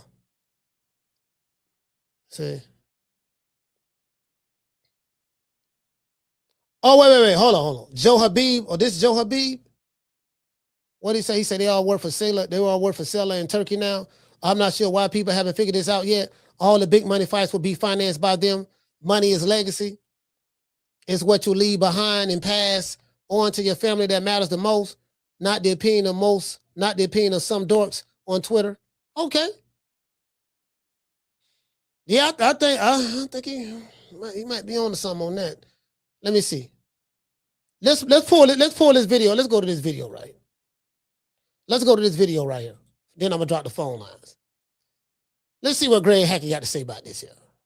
Jerry, What's good with What's you? up, man? I'm chilling, man. How you? We outside. Yeah, outside, not inside, man. Good day. Gym, like, it's been 90 plus. The other day was like 100 in Philly. It'd be like 105 in the gym. Yeah, I ain't fucking with the gym right now. I ain't gonna hold you. Yo, so it's an interview that got the world going crazy. My Young in Africa did an interview talking about his fight. I think it was July 24th, his Zuffa debut. But I feel like the part that everybody is focusing on is the origin story with him and Tank beef. Yeah. What was your thoughts when you saw it? I don't know, bro. I felt like I was watching. I do not own the rights to this materials for education purposes only. As you can see, the content creators is YSM Sports Media. Watching a Vlad TV situation, like one of them Jones, like when dudes be losing their mind a little bit. Because we on here to talk about a fight, let's talk about the fight. Like, fighters got to learn that. If you're here for a certain subject, that's what we're here for. You know what I mean? No need to try to go viral. You know what I mean? I felt like that's what he was trying to do. And it's backfiring. It's backfiring because you're talking about serious shit that don't need to be talked about. It's almost like an informant type of tape. It's almost like... He said it's almost like an informant type of tape. Bruh, oh my God. Man,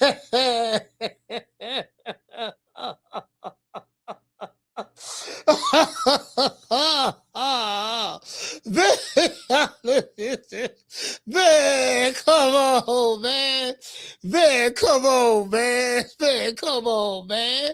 Man, he said the man an informant. No, man, don't throw the man under the bus like that. And again, I don't want to throw anybody under the bus.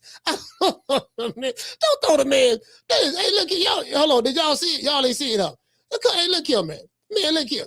Man, come on, fam. Don't do the man like that. But when you are put in a certain position, he should be I mean, he's able to, like me. You know, when I was in a position, I can pick and choose who I want to, because I earned that right. He said,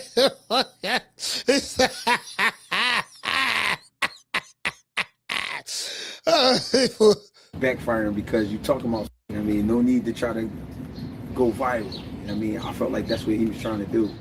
And it's backfiring. It's backfiring because you're talking about serious shit that don't need to be talked about.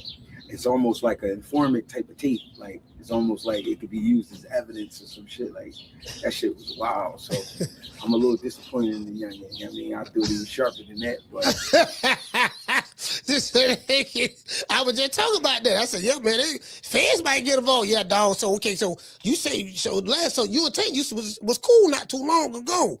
Y'all was cool when he was on probation. Yeah. All right, so y'all fell out. Yeah, and you said this incident happened around the time that y'all fell out not too long ago? Yeah, all right, so you said Tank had the burner. He had the Draco, and he slapped your cousin on the dice game, and he had luck with him. We got luck in custody right now. He had luck with him and the two photographers. Do you know the photographers recorded that scene, recorded that incident? You know what I mean? Like, man, True. Hey, Ramon say, what you say, Ramon? Ramon said, what the hell did Africa say? Oh, you didn't hear it?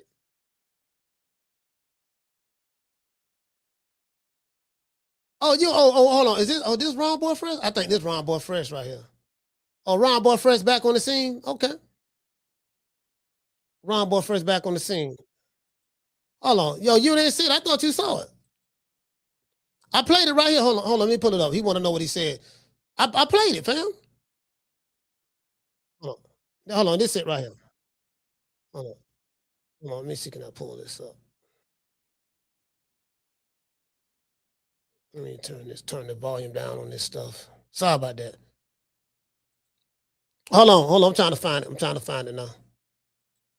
I thought you heard it, fam.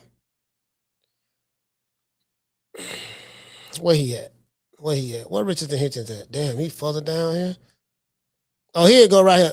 Hey, this what he said right here. This what he said right here. Towards me for whatever reason, but like I said, the last time I seen him in person, it was after that Edgar situation on Twitter. Remember that I told you about? And I seen the nigga outside of a hotel. My son My cousin is there. Mind you, him and my cousin got into it. He done popped on my, not, it's not my cousin, but like he didn't pop, it's not that he popped on my cousin, but like they was going back and forth. Like, him and my cousin was going back and forth on some gambling shit. Like, mind you, they in my crib. Gervonta's in my crib. They in my house with like it's him, it's just 2 photographers, and my other and some other nigga he used to be with Luck. Luck used to be with AB. I don't know if you know Luck. He like did.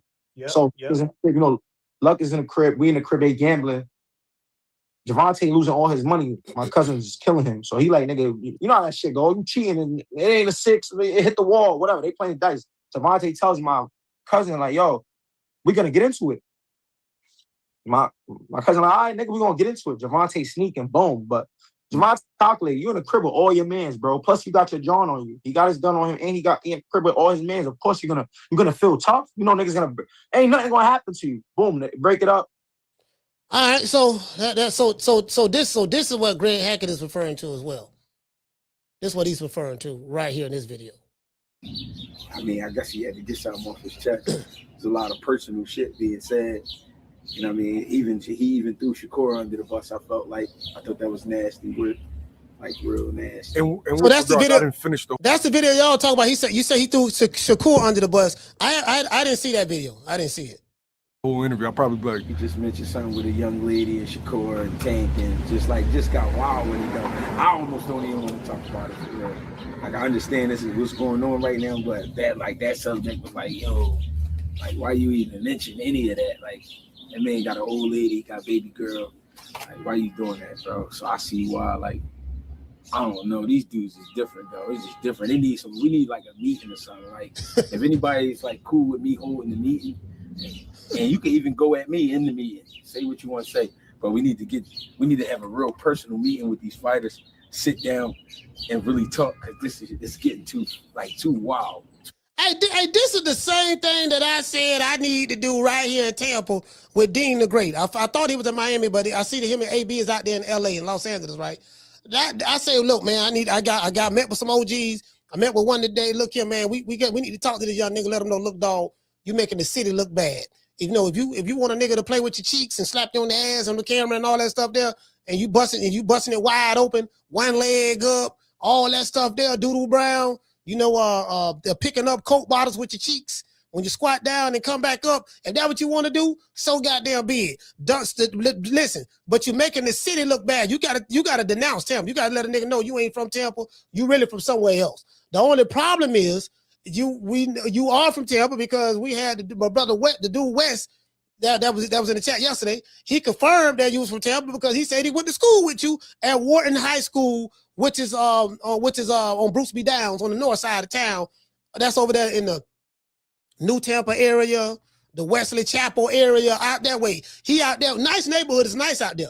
Nice neighborhood, stuff like that. So yeah, man, no, man, we gotta have an intervention, before we kidnap this nigga and whoop his ass. True.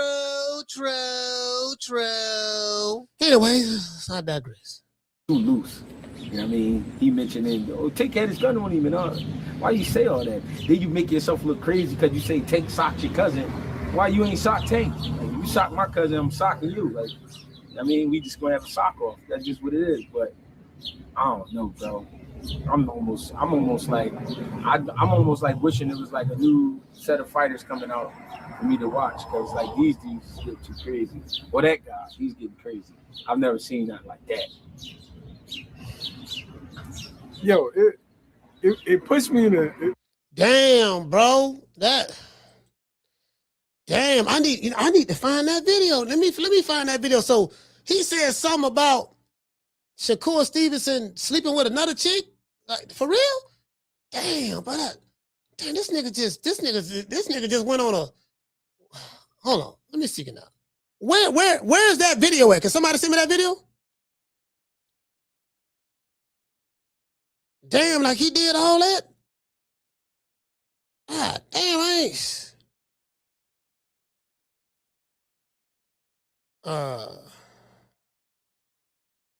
Let me see. Okay, it says Golden Boy and Virgil Ortiz reached a settlement. Hey, anyway, they reached a settlement. Of course he did. reach a settlement resolving the outstanding disputes between them. I'm excited to move forward and make the biggest fights happen, including the endless fight. Man, nigga. Nigga, please.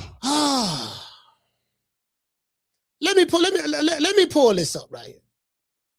I ain't worried about Shakur. Fuck him. Somebody send it to me. Cool. Not fucking. I ain't sure.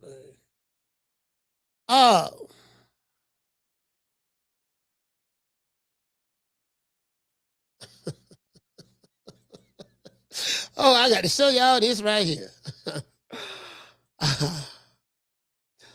Virgil Ortiz right here. Virgil from Grand Prairie, Texas.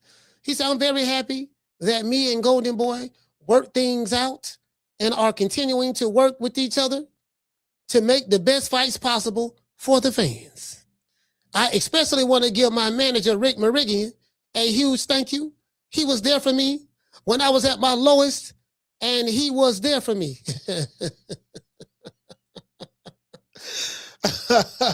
No. I'm going to dedicate an entire show to you, Mr. Ortiz. I can promise you that. I'm going to dedicate an entire show to you, sir. Yes, I am. Anyways. Yeah, so Virgil Ortiz and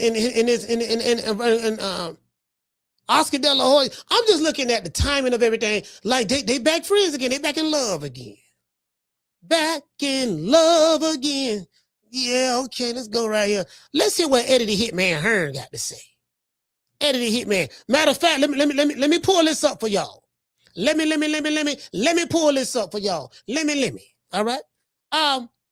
Reed Magazine says Golden Boy Promotions and Virgil Ortiz have announced that they have amicably reached a settlement resolving all outstanding disputes between them. Ortiz says that I am excited to move forward and make the biggest fights happen, including the Ennis fights. Okay. Let me go ahead and pull this other stuff up. But I always tell Tank, like, him and Shakur. Edgar Berlanga, the Puerto Rican assassin, my favorite Puerto Rican fighter of today's time. My favorite Puerto Rican fighter of today's time is Edgar Berlanga, hands down. The Puerto Rican assassin is what I call him. As a matter of fact, since we talking about Puerto Ricans, let's give a shout out to the Puerto Ricans. I felt like a Puerto Rican in this hair. I felt Puerto Rican.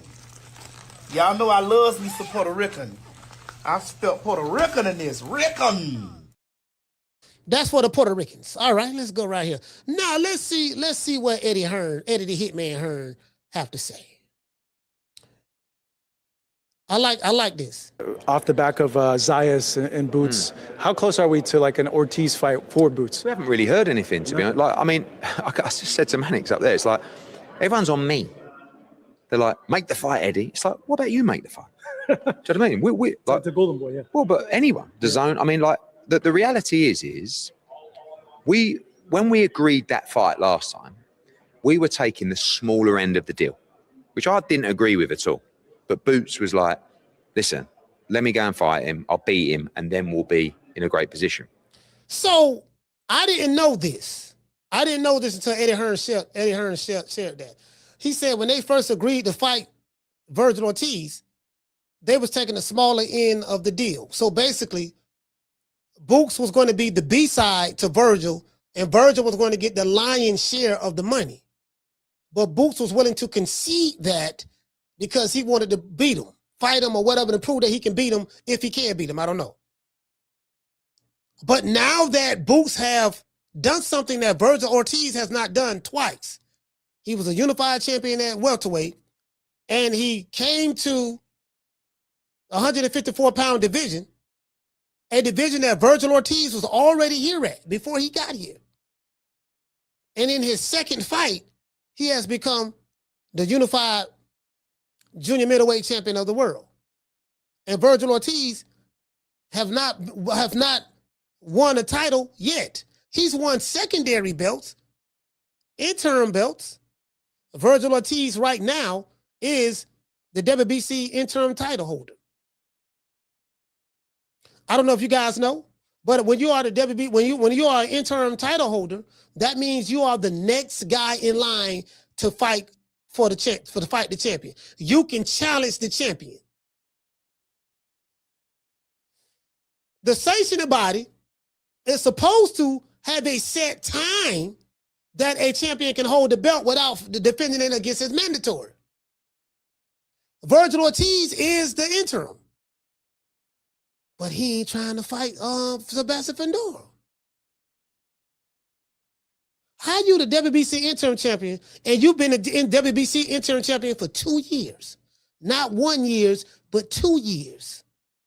And you let a dude who just moved up to your weight division less than a year ago and become a unified champion before you? So yesterday's price ain't today's price. Especially if Boots decide, I want to become undisputed, because he always said he wanted to become undisputed. So if he want to unify the division to become undisputed, there ain't nothing wrong with that. You want to know why I ain't tripping? Because as I told you before, I have a boxing criteria. My criteria is, I have 5. What is the level of competition that you fought? You could be 50-0, but if you ain't fought no goddamn body, the level of competition is trash. That 50-0 shit don't impress me. How many top 10 fighters have you fought? I look at that. This is what I use to decide whether I'm a like a fighter or not. I don't care if he's from Philly, New Jersey, New York, Tampa, Miami, Houston, or Texas, Cali. Well, it don't matter. I don't care if he got nice hair, he tall, he short, he light-skinned, dark-skinned. I like the way he dressed. He wears chrome hearts. He have leg tats. I have a boxing criteria. None of this social media criteria shit. I don't care if he hit the hand mitts real pretty doing a cardio routine with the hand mitts in the gym because they got that from Floyd and Roger Mayweather. Oh, you see how he hit the mitts? Yeah, but he don't fight like that when he in the ring. You'll never see Manny Stewart doing that shit. Or Georgie Benton. Or Eddie Futch. Or Dundee. Or Customato. Or Tommy Brooks. Or what's my name? Dickie Woods. Buddy McGirt.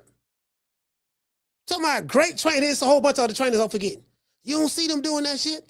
All that shit look pretty. Guess what? Same lot of niggas be doing that, be getting their ass whooped, dog. Or you can do, or they fighting less subpar competition that they know can't whoop them. And you don't see nobody doing that shit in the ring.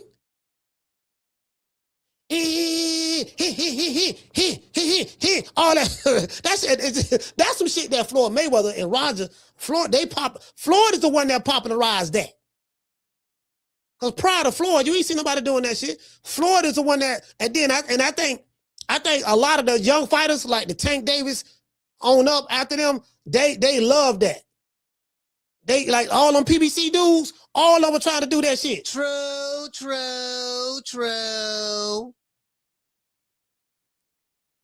Put it this way. I remember my interview with Buddy McGirt. I was in LA. True story. Steve Kim was right there. Shout out to Steve. Buddy McGirt told me a story about a kid who was looking for a trainer. And he walked into, Buddy is right here in Florida now. And he walked into Buddy McGirt's gym. And he told Buddy, I wish I would have had this on camera. Oh, I wish I would have had this on camera. Because we had this conversation prior to the interview. We inside the gym. Jennebeck was in there as well. This when Buddy McGirt was training Jennebeck. I think Jennebeck was in there as well at that time, if I'm not mistaken. It was like the last time he trained him prior to his fight. He don't train him anymore. He stopped training them, but they kind of like fell out a little bit. But it was the last time, right?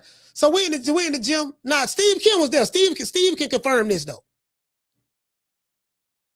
He said, "Yeah, man, we was talking about boxing and shit, and somehow we got on Floyd Mayweather." And he said it was his kid that came into my gym.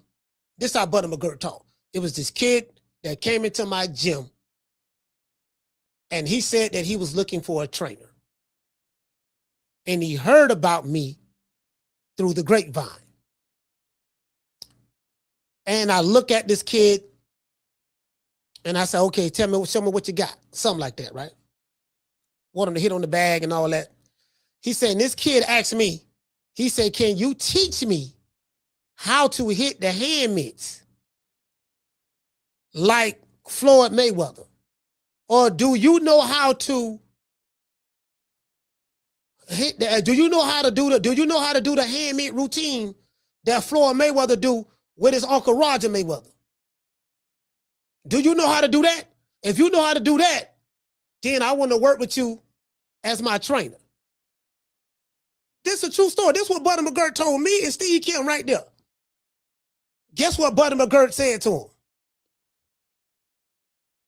He said, do you know, he said, did you know how to fight like Floyd?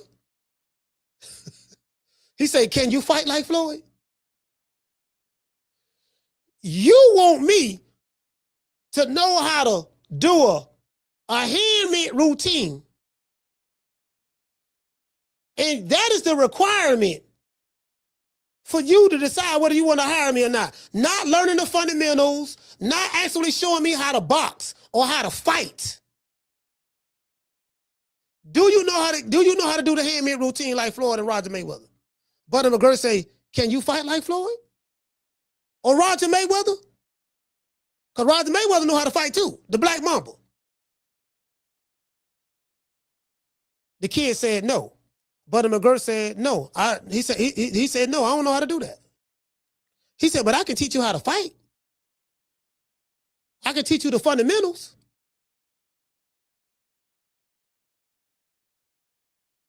Yeah, nigga going in that shit. Nigga, listen, check this out. Agent Broner was doing all that shit. When he got in there with, guess what? When he got in there with Marcos Maidana, and that was a good fight. Agent Broner, Marcos Maidana, that was a hell of a fight. Because Agent Broner was letting his hands go, but he had no choice. That shit couldn't help him that night against Marcos Maidana. See, all that pretty shit don't work. You see what Marcos Maidana did when he fought Floyd? He knocked Floyd tooth out his mouth. Y'all remember that? The second fight. Knocked his teeth out his mouth. Teeth went flying. Marcos Maidana had Floyd Mayweather's tooth that he used to wear around his neck. Dead ass serious. Go back and watch that second fight. True. Dead ass. Floyd beat him, of course.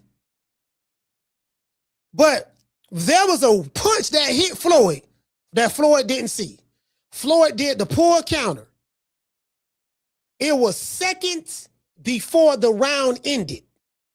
Floyd did that pull counter, and Marcos Maidana slipped it and threw a right hand and timed it, and Floyd ran right into that bit.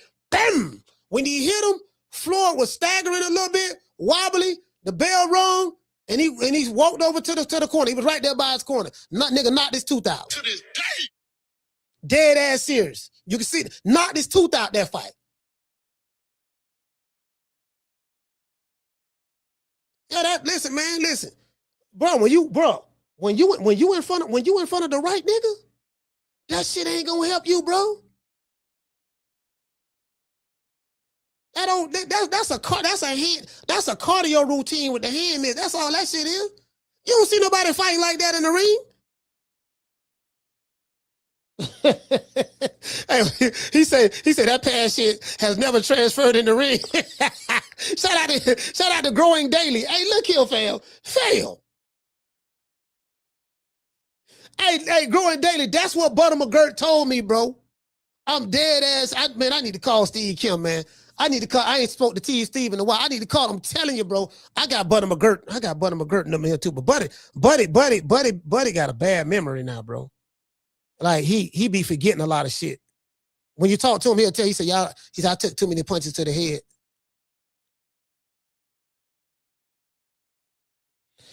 Anyways, let's go back over here. Let's go back over here to Eddie Hearn. Let's see what Eddie Hearn got to say. My bad. I had got distracted. My bad. Y'all know the ADD don't kick in. That fight didn't happen, right? We signed for that fight. DAZN, I mean, like, the reality is when we agreed that fight last time, we were taking the smaller end of the deal, which I didn't agree with at all. But Boots was like, listen, let me go and fight him. I'll beat him, and then we'll be in a great position. That fight didn't happen, right? We signed for that fight. They didn't. I do believe they wanted the fight, but obviously they had their mess. We went out and had a gift from God to fight Xander Zayas, and thank you, Xander, for being the champion, and thank you, Top Rank, for rolling the dice. And on June 27th, a new star was born in Jerome Boots Ennis. Rick Meridian, who I love, but, you know, is a little bit skewed because of his love for his fighters, comes back and says, well, we've done the deal. It's like, no, we did a deal when we weren't even champion, when we were half the fighter we were in terms of profile and star value. Now we're unified world champion and you're a voluntary defense. Now, I'm not going to come out and say you should get 20% as a voluntary challenger, but do not think the deal's the same. We've got multiple options for Jerome Ennis. We've got Josh Kelly. We've got Sebastian Fondora. We love the Virgil Ortiz fight. And I stand by all my comments previously. It is one of the very best fights in the sport. Boots will take it like that. But I have to go and present an offer to Jerome Ennis. And I can do that by having a chat and seeing the numbers. But if you're like, it's always make the fight, Eddie. It's like, make the offer. Right? So, Golden Boy, DAZN, if you want to challenge the champ, make the offer to the champ. If not, we'll sit down and we'll tell you what you're getting for the fight. And then we'll work with Golden Boy or co-promote, no problem. But respect what he's done, respect the situation, and respect that today's price is not yesterday's price. You know what? I'm going to be honest with you. I don't have a dog in the race, but I'm going to be honest. Eddie Hearn is spot on this. Spot on.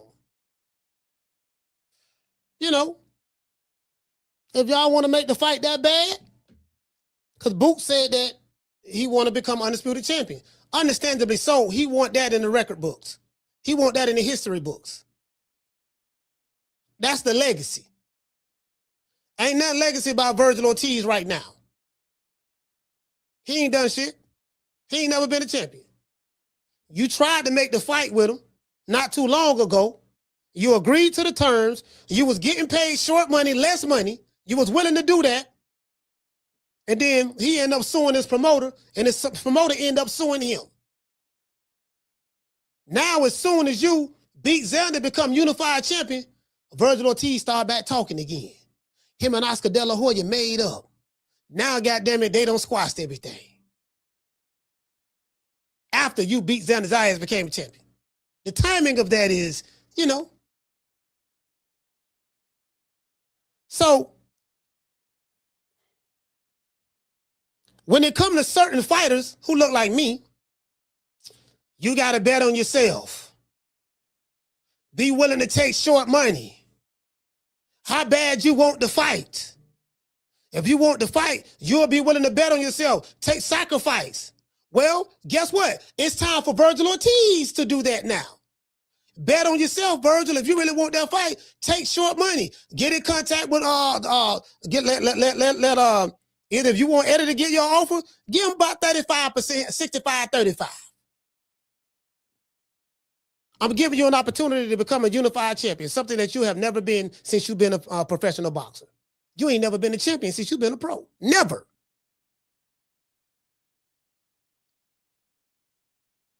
You've been an interim title holder for 2 years, and you have not pressed the WBC champion yet.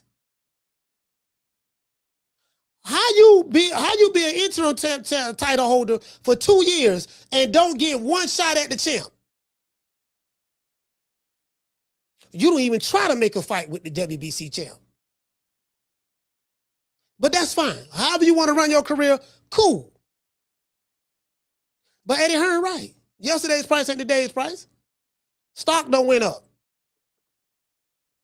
How bad you want it?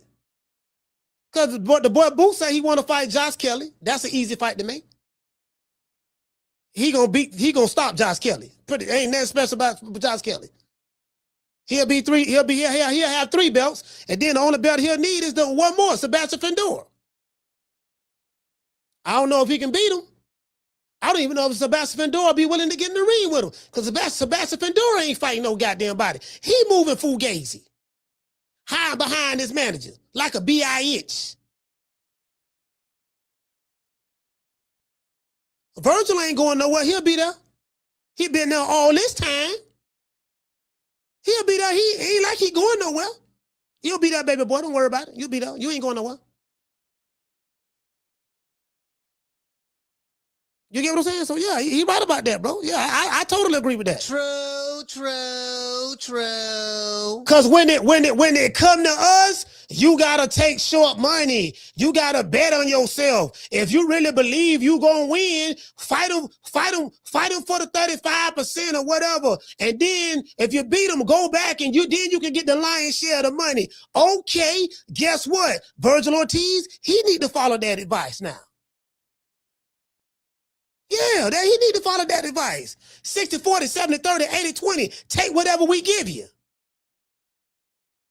Whatever we give you, gonna be more than what you been getting paid. That's what they used to tell me when I was online. When I started this channel. Yeah. To this day. Yeah. Nah, fam. Me, the fans, we feeling like you not getting the best fights you supposed to. But we know Tank can fight anybody. Why is that? For me, we want to see you fight Lomachenko. We want to see you fight Devin Haney, Teofimo Lopez, motherfucking all the top who they say is the 4 horsemen, and they anywhere around your weight class. We want to see it happen. When we gonna see it happen? I'm not sure. I don't know. That was real shit. That's some real shit. I don't know. That's like, how many times you don't went in there and said, I want these niggas, man? To be honest, I ain't never said it.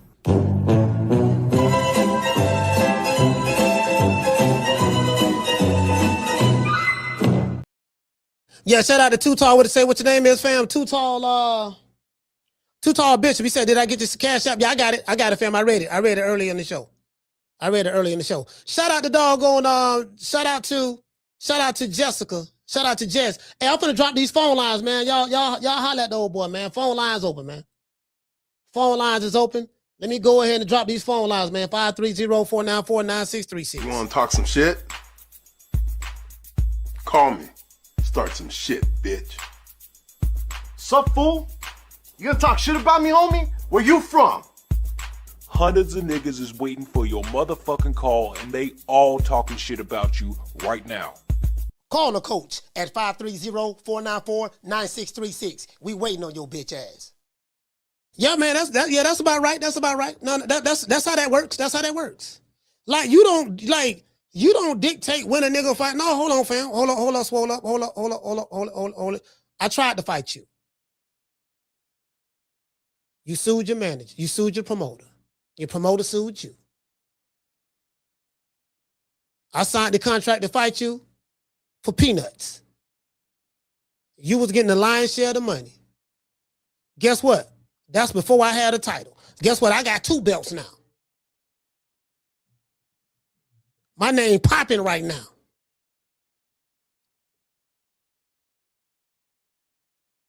Hold on.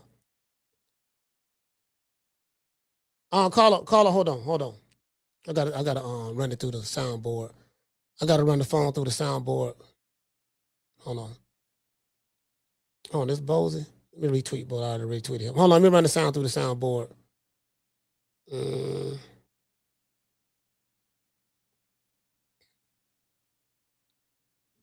Caller, what's your name? You calling from? Jamie from New York. Jamie, talk to me.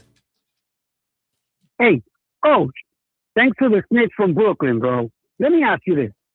In your expert opinion, how long does Tank have before the feds pick him up? Man, 2-3 days top? He might be on the run right now. This guy. Yo, this guy said way too much, bro. You know, he told police everything they need to know to put Tank away.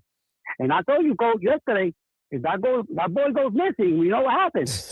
you don't be surprised if the feds come knocking on your door, because the idea of kidnapping this kid came from the show. I'm telling you, bro, Tank fans are crazy, man. Bro, I don't understand that, man. I still don't get it, Coach. And I thought they were boys, so they had a fallout. Okay, man, Tank fall out with everybody. Tank fall out with everybody, bro. Like, yeah, he fall out with Calvin, Ken. He fall out with everybody. Yeah, but I feel, bro. I mean, he even brought up drugs, man. So Tank is doing drugs now, Coach. Is that what's going on? Drugs? I mean, that's what Richardson Hitchins said. Isn't this guy on probation? Like, bro. I mean, I don't know if this kid is really living like that, man. But hey, I see him behind bars, man. That's where he's going, bro. He's heading in that direction, you know. He might end up with, if he's really doing drugs, he might end up with AD doing the videos and stuff. You know, but hey, man, I feel that the guy is gonna go on a vacation soon. You know, Hitchins, man. Again, he told police too much, man. That's crazy, bro. Remember, hey, Coach, remember Unsolved Mysteries, that show? Yeah, I remember that. Yep. Yep. Well, again, this case, bro. There's no mystery, bro. You know, the murder case was solved, man. This guy became a star witness, bro. He's saying too much. Yeah. Anyway. I told you yesterday, bro, they're not streets, man. Neither one of these motherfuckers. They act the part and they talk to... You know real when you hear it, Coach. I know you know what I'm talking about. So these guys, bro, man, listen, I wish Tank luck. This guy, this fool from Brooklyn, man, he's a fucking snitch. He's a clown. Straight up, bro, that's wrong. That's my call. Peace from New York. All right, salute, fam.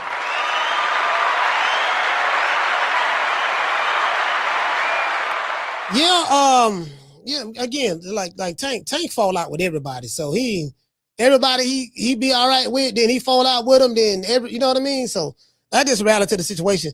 The people have spoken though. The reason why I showed all the comments under the video that Richardson Hitchins gave from an interview with Fight Hype, the reason why I showed y'all them comments, because that's what the people are saying. You are hearing and seeing what the people are saying in real time. So it ain't just all Coach over there hating. No, this is what the people saying. What you got to say about what the people got to say? There's an overall consensus. That's what the people saying. Nigga, don't get mad at me. Get mad at the people. The people saying it. You get what I'm saying? So you know that's what it's kind of hard. See that's all I'm gonna do. I'm gonna just show you what the people say. Hey, look here, man. You get mad at me all you want. You go get mad at them. Go in the chat and go to war with them. Send them digital bullets. Send digital bullets at them to defend your boy. Don't come over here at me. That's what they saying. What you gonna do about it? True. Hey, man, y'all hit the like button for the old boy, man. Y'all know what time it is. Hit the like button. Good evening, everybody. My name's Funk K. And thank you for watching True Media Podcast with Coach Malachi. True Media Podcast. Did I say that right? Huh? Well, anyway, I got a question I want to ask. Why is it so hard for y'all just to simply hit that damn like button? Huh? Now, Coach Malachi get up every day entertaining y'all when he could have really been going out there chilling with his family, eating some neck bone and rice or something like that. But instead, he chose to come up here to entertain y'all, and y'all ain't hitting the like button. Now go hit the like button. Why you ain't hit that like button? Huh? Go hit that like button with your hard head cheese looking self. Coach Malachi doing a hell of a job. The least you can do is hit the like button, y'all. Now, this is the thumbnail. Snitch or not? There's probably the person who made this for me, they probably should have said to snitch or not to snitch. That is the question. Tank dice game incident. Richardson Hitchins responds, I'm not a snitch. Tank Davis. People need to hear the truth. He's a rat. And then I look at all these, y'all see these right here, you get a chance to see like what the people saying on Twitter. I'm gonna show the camera in a minute. You get to see what it like the Twitter posts. You get to see the Twitter post right here. Richardson Hitchins turning into an informant. Deem says some nigga trying to get Tank booked. Did you get what I'm saying? Like that's the thumbnail. To snitch or not to snitch? That is the question. True, true, true. It's like Shakespeare, to be or not to be. So you got the Shakespearean version, to be or not to be. And then we break it down into street terminology, to snitch or not to snitch. If to be or not to be, if that is the question, surely the other question is to snitch or not to snitch. That is the question. And I guess it depends on what the situation is. I don't know. You know? All I know is I ain't finna be putting myself in no situation where I gotta snitch on any goddamn body. See, that's how you get around that. Ain't no paperwork on me snitching on no goddamn body. But I'm just saying, some of those street shit, like, you get what I'm saying? It's like, I ain't gonna put you like, you like, dude, don't put yourself in that situation. That'll kill all that. Now, as it relates to Rich, I mean, the people feel how they feel, bro. Like, the people feel how they feel. That's just reality of the situation. Because he was volunteering information. I do have to be honest. He was volunteering information that people did not need to know. You get what I'm saying? Like, he was saying a whole lot of shit. Now, this is my main man, Ron Goodall, right here from Fight Hype. I'm looking at. I'm finna go over here to this interview he did. What that interview that he did? They said he did. This it right here. Oh, this it right here. Oh, okay. I found it. Y'all. This it right here. We can't. It's not timestamped, so I can't go through the whole thing. It's not timestamped. So what I'm gonna do, y'all hold on. Here you go right here. This it right here. It's not timestamped, so I don't know what's what. Start talking about the beef, but let's see what the people talking about. Oh, okay. The dude say 24. Let me ask you about some of your beefs because. All right, here you go right here. Here you go right here. Oh, now y'all listen. Y'all hold on. Let's listen to this. Shout out to the boys over there at Fight Hype, better known as Floyd Hype. Since that Twitter beef, there's been a couple others that have been going on. He's asking them questions about Twitter beef. I told y'all this 4 years ago. I said we're gonna be covering Twitter on boxing. I said this is where this shit is going at. If you've been following, like I started my channel in 2021, January 2021. If you've been following me, you'll know all the shit that I said that's gonna happen. Damn near spot on. I said this shit finna be TMZ in a minute, man. I said we gonna be covering over. We gonna be cut. But we ain't gonna have no choice. We gotta cover some of this shit. Because I said the fan base that's here in boxing today is not my age group fan base. It's like the fan base that's here, and even the ones that's my age group, they don't become male groupies as they goddamn self, right? They don't become fanned out. They goddamn self. And I call them the old crusty niggas. You got the old crusties. What you have here in today's boxing is influencer boxing fans who are now kind of like the majority of the fans. The influencer boxing fans, celebrity boxing fans, that's what's here. Gamers, streaming boxing fans, like the ones who stream like Deem and all that stuff there, that's what's here. They don't have a criteria. They damn sure ain't got no commandments. Their criteria is everything goes in the boxing. Nigga can hit the hand mitts good. I like this boxer's father, the way he talk. I don't like the way he talk. My fighter got it. I like the way he got cornrows. Like, hold on. I got to do this. I got to do this because some of y'all new here. And y'all don't understand where I be coming from. Some of y'all are new here. Let me do this here.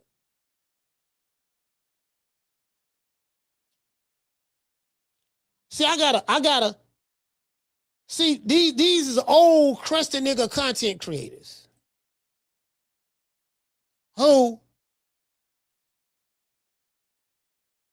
these niggas in their 40s and 50s. And you got some in their 30s too, their late 30s.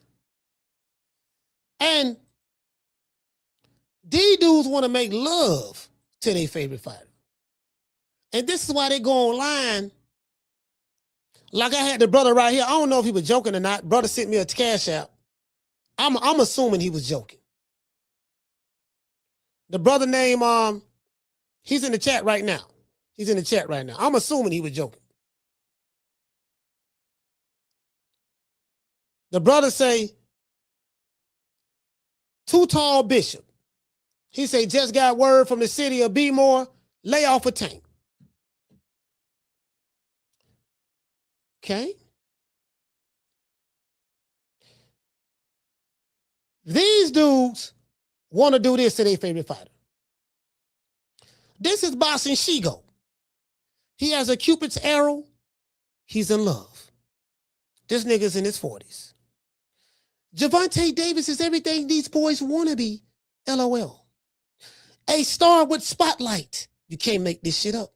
Makes the most money in class. Check. Knockout artist. He will put you on a poster. Check. Trendsetter. Chrome hearts, braids, lead tags, etc. He got his own style. Check. Exciting to watch. Check. Really from the trenches. Good Marvel origins backstory. So now this nigga's a Marvel comic superhero. You can't make this shit up. To this day. And he say, really from the trenches. Good Marvel origins backstory. Check. Loyal to the same people he came up with. Well, that ain't true, because he don't fuck with Coach Calvin or Coach Kenny no more. He kicked them to the curb. He's over there with the Mexican-American, Jose Benavidez Sr. True, true, true. And then he say, most talked about. Now, what you say, fam? Ramon say that's a fake page. No, sir. No, sir. No, sir. That's not a fake page. This, sir, boy, let me tell you something. Boy, I can promise you, ain't nothing fake about that. I screenshotted that from Boxing Shigo's Twitter page. No, that was Twitter. No, not Twitter. It was either Twitter page. No, it wasn't a Twitter page. It was his Instagram. It was either Instagram page or TikTok. I want to say it was the Instagram page. Because this what he was talking about Tank Davis's break. Matter of fact, I'm going to prove it to you. No. I'm going to go a little further. Some of y'all just, like, y'all going to learn, boy, when I say some shit, I say some shit. I know the fuck I'm talking about. Let's see. Let's type in Tank Davis braids.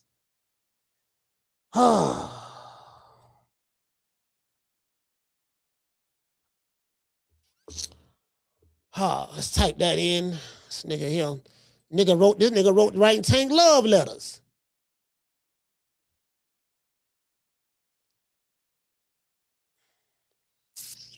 One thing about me, boy.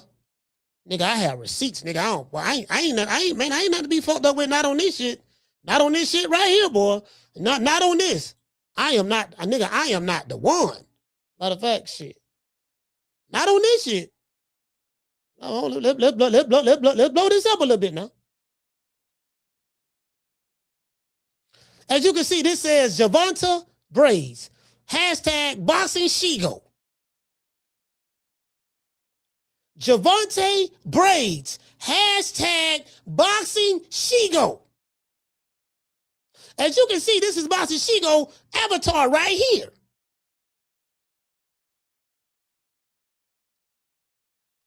It got 9,000 hearts. This person says, what's the name of these type of braids? You can't make this shit up. This person says, nice. This guy has a fire, the comment emoji. This a girl, she says, his braids do be fire.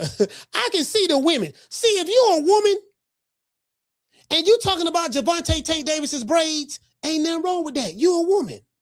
If you're a woman and you talking about Gervonta Tank Davis leg tat that's going up his thigh, ain't nothing wrong with that. But if you're a man in your 40s and you talking about how nice Tank leg tat look, and you want to know how far it go up his thigh, and you like his braids and all that stuff there's something terribly wrong with that. True, true, true. He said, Coach, that probably his cousin. No. You probably don't know who Boxing Shigo is. No, sir, ain't no cousin at all. They ain't related. Boxing Shigo from the West Coast. He from the Bay Area. And And no, they not related at all, fam. No relation at all. These niggas in love. They and this is the problem. These the dudes I have. This probably the dude who sent me that cash app told me to lay off Tank. This probably, you see what I'm saying? Like, one thing about me, I ain't gonna lighten up, I'm gonna tighten up. One thing about Coach Malachi, I do not lighten up, I'm gonna tighten up. Send your goons. Just send them, dog. Just send them. I'm ready. Trust me, I'm ready. I am. I'm motherfucking ready.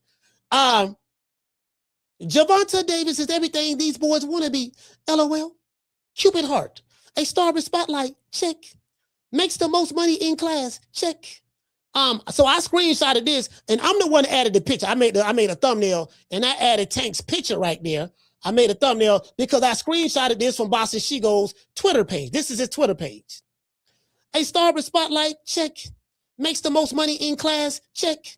Knockout artist will put you on a poster. Check. Trendsetter. Chrome hearts. Braids, leg tats, etc. He got his own style. Check. Exciting to watch. Check. Really from the trenches. Good Marvel origin backstory. So this nigga Iron Man now. Check.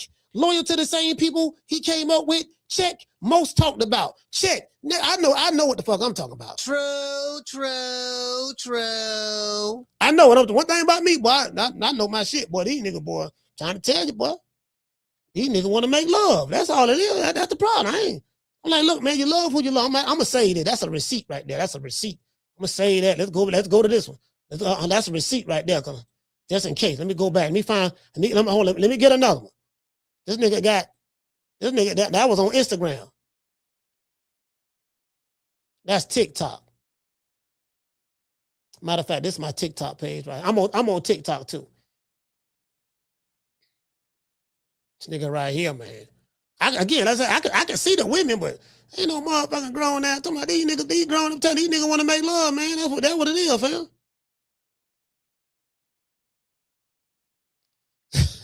Nigga riding this bitch. This nigga in his 40s, dog, lusting over a little red yellow nigga from Baltimore. But come on, fam. Nigga in his 40s, fam. These boxing channels. These are boxing channels, bro. Boxing's supposed to be a masculine sport, right? These boxing channels. That's what these dudes is. They fruit booties. And that's why I talk the way I talk. I'm a real man, bro. I don't lower my voice in the midst of kitty cats. I walk around like I'm 6'7". I don't lower my voice in the midst of kitty cats.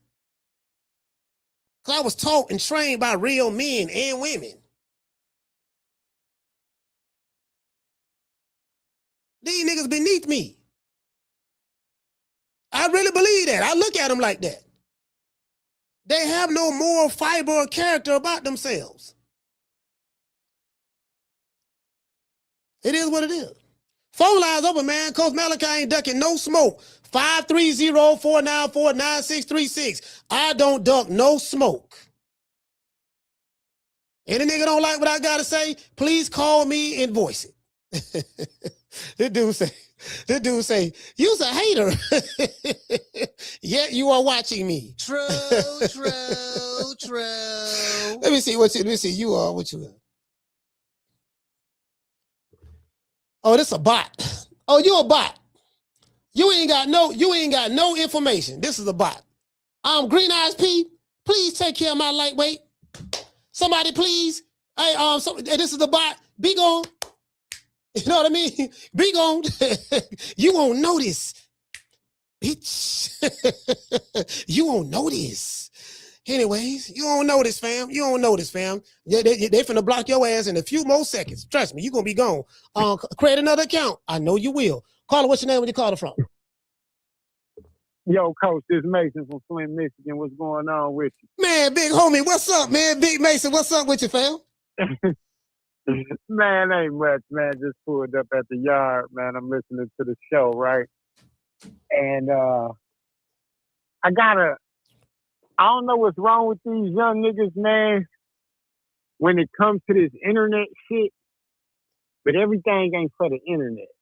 Yeah. Now, I ain't gonna call a nigga a snitch, but I am gonna say you was talking too fucking much. Yeah, that's true. And, going around, he had the burner on him and in his mind, he thought he was making himself seem like he was doing some gangster shit, and there was a bunch of gangsters in the room doing gangster shit.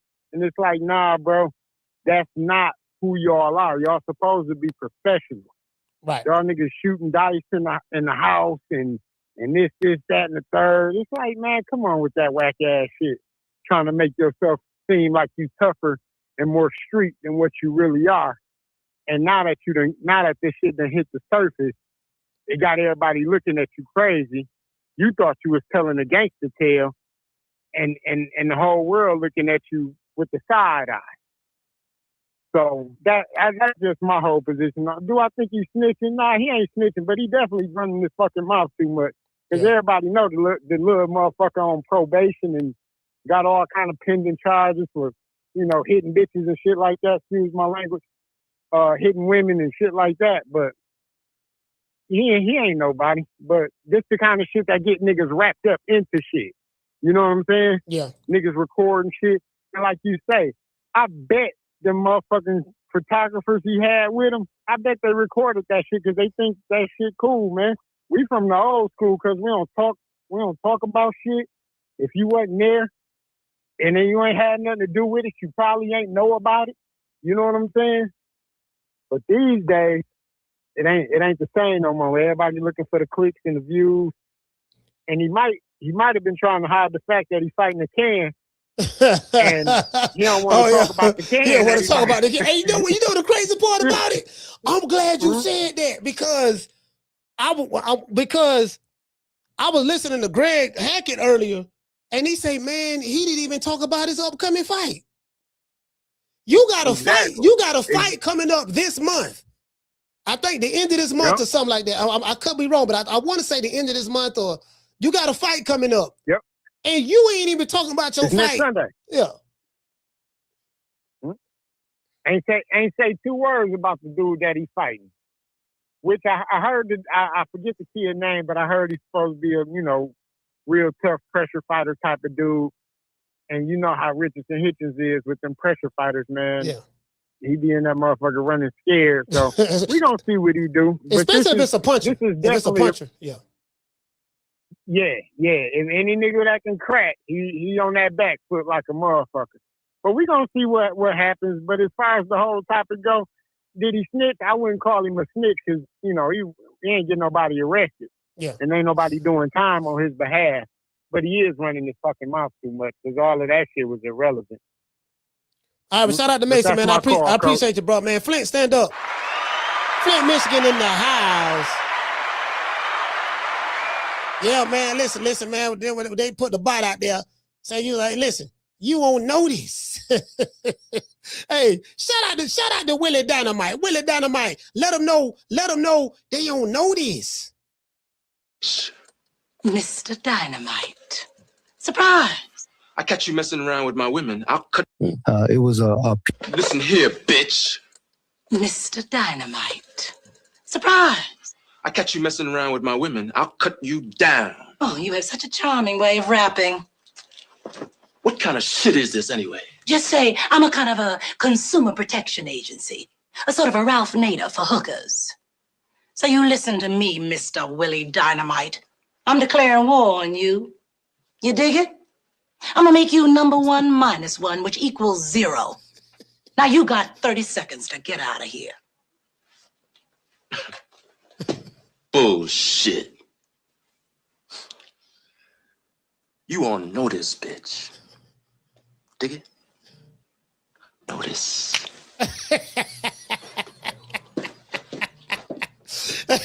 Nigga got that. Nigga. Yeah, I be telling you, whole ass nigga, you don't know this, bitch. Yeah, nigga, I want all the smoke. I ain't ducking nothing. Caller, what's your name? You calling from? It's Akila, and I'm from everywhere.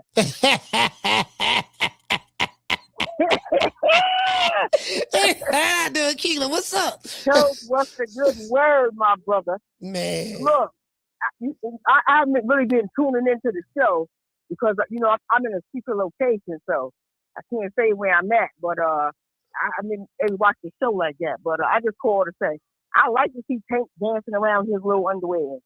I like that. I like seeing Tank in his little drawers. Yeah, ain't nothing wrong with that.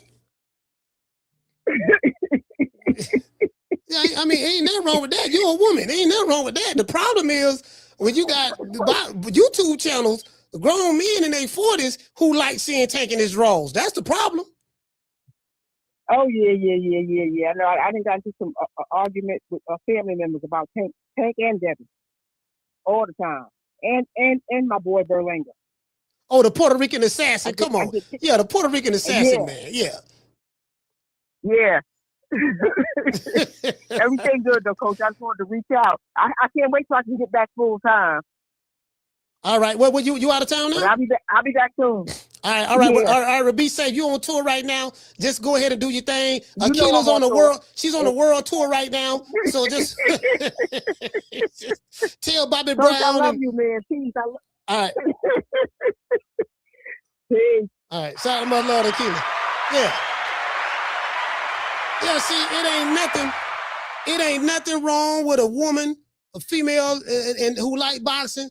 Shout out, listen, shout out to Angela. Angela, what's going on, sis? It ain't nothing wrong with a woman loving, you know, oh, I love Tank. He looks so good. And you love Shakur, you love Devin Haney, or you love Canelo. Ain't nothing wrong with that. The problem I have is these male ball huggers. Like, you want to threaten me about a nigga who don't even know you exist. I've been around the world and and we haven't, put it this way. We was in, where I was at?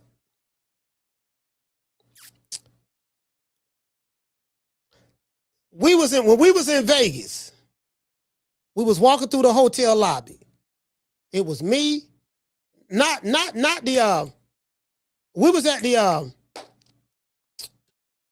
Mandalay Bay, not the Mandalay, but the Mandalay Bay, because all that shit kind of connected. Like we was in the pyramid hotel. I don't like that shit raggedy. I don't like that shit. Mandalay Bay is where you stay at, to me, or the Fountain Blue, But we wasn't at the Fountain Blue. We was walking through the Mandalay Bay.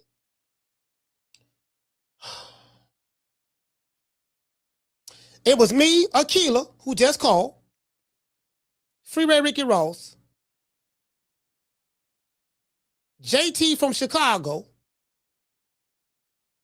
and Anthony Peterson, retired boxer, Lou Peterson brother, Lamont Peterson brother, because them the only two that box. So I think Lamont Peterson and Ant.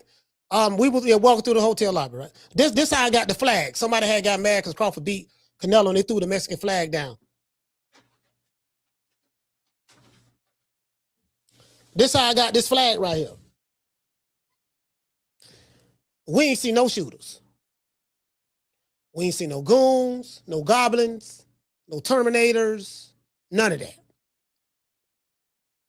No security. I don't see him. We don't see him. Only time I see him in the comment section. I see the bots, but that's it. You see what I'm saying? Like I'm telling you. I was talking to a sister. I'm not gonna say her name.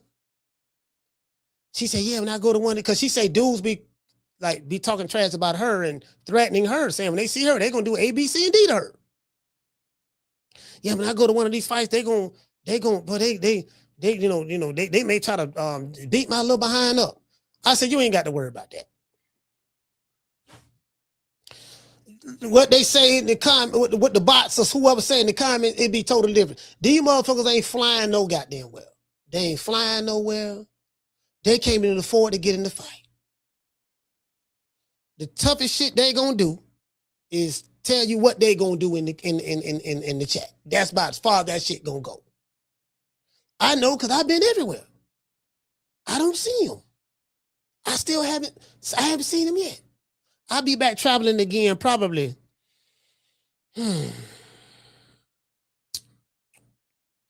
Probably everything going well financially. So I'll probably be back on the road. It's July, August. I don't know, maybe September sometime. I don't know. Part of the next big fight event. The next big fight event, yeah. Shout out to Whitty. Okay. He's dropping that $2 super chat. He said, Coach not lying. He had the flag with Rick Ross. Yeah, we was just like, yeah. I was like, man, pick the flag up. I was like, man, pick the flag up, man. Don't throw it. Guess what? And then when they had the parade in Omaha, I had the flag with me. Oh, I was making mockery like a motherfucker. Antagonist. Had the flag with me the whole day. When I met Amari Hardwick for the first time, Ghost from Power, I had the Mexican flag with me. I had that bitch. Everybody looking at me crazy. I'm walking through the fountain blue. I got the Mexican flag. Yeah, dog. Everybody black looking at me crazy. Man, what the hell you got that Mexican flag on? What you was going for Canelo? And it was a great thing because I got a chance to tell the story about the flag. No, this is what happened, right? I say, no, what happened was it was me, Akila,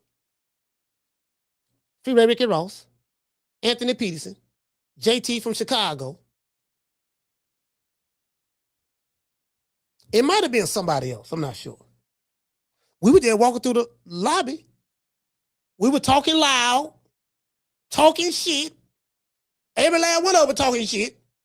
I saw the flag on the ground. I said, man, why y'all throwing the flag down? Don't turn on Canelo. Don't turn on him now. He lost to a hell of a. I picked the flag up. Listen, listen. I gave Akila the flag. Akila she said, let's take a picture with it. She opened the flag up and I took a picture of the flag. Dead ass. True. Yeah, bro, I'm telling you, I'm dead ass. That's exactly how it happened, dog. That's exactly how it happened. Damn, that's exactly how it happened, bro. Literally. So anybody who get threatened online in boxing, don't worry, don't freak. Don't be afraid. Ain't shit gonna happen. You don't know what these motherfuckers look like, and they ain't gonna do a motherfucking thing. I can promise you that. Let's give everybody a round of applause.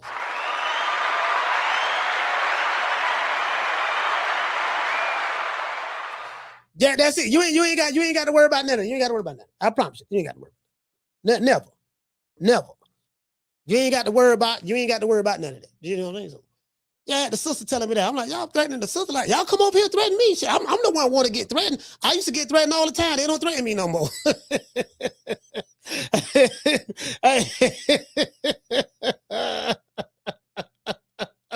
I used to get threatened all the time. They don't threaten me no more. I wonder why. To this day. I don't get it. I'm like, I'm trying to get. Hey, shout out to Mr. Tomato Can. Mr. Tomato Can say, nope, they don't show up anyway. Hey, check this out. Me and Mr. Tomato Can we was at the JW Hotel in Los Angeles, downtown LA. This was 2024. When Crawford, it was Eminem was at the show, at the fight. It was when Jarrell Big Baby Miller fought he fought the African dude. I forgot the dude's name. He got his ass knocked out. He gave Jarrell Big Baby Miller his first loss. Pitbull Isak Cruz had done lost to El Rayo. Crawford fought Marjamal. Yeah, so Carla, hold on. We was right there and right there in the hotel. It was Mr. Tomato Can. Now I ain't snitching. Coach snitching. I ain't telling no crimes. No, it was me. It was Mr. Tomato Can, his beautiful wife, and me. We were sitting there talking. Steve Kim there was there. All of us hanging out. Mr. Tomato Can, he said, Coach. He said, where the shooters at?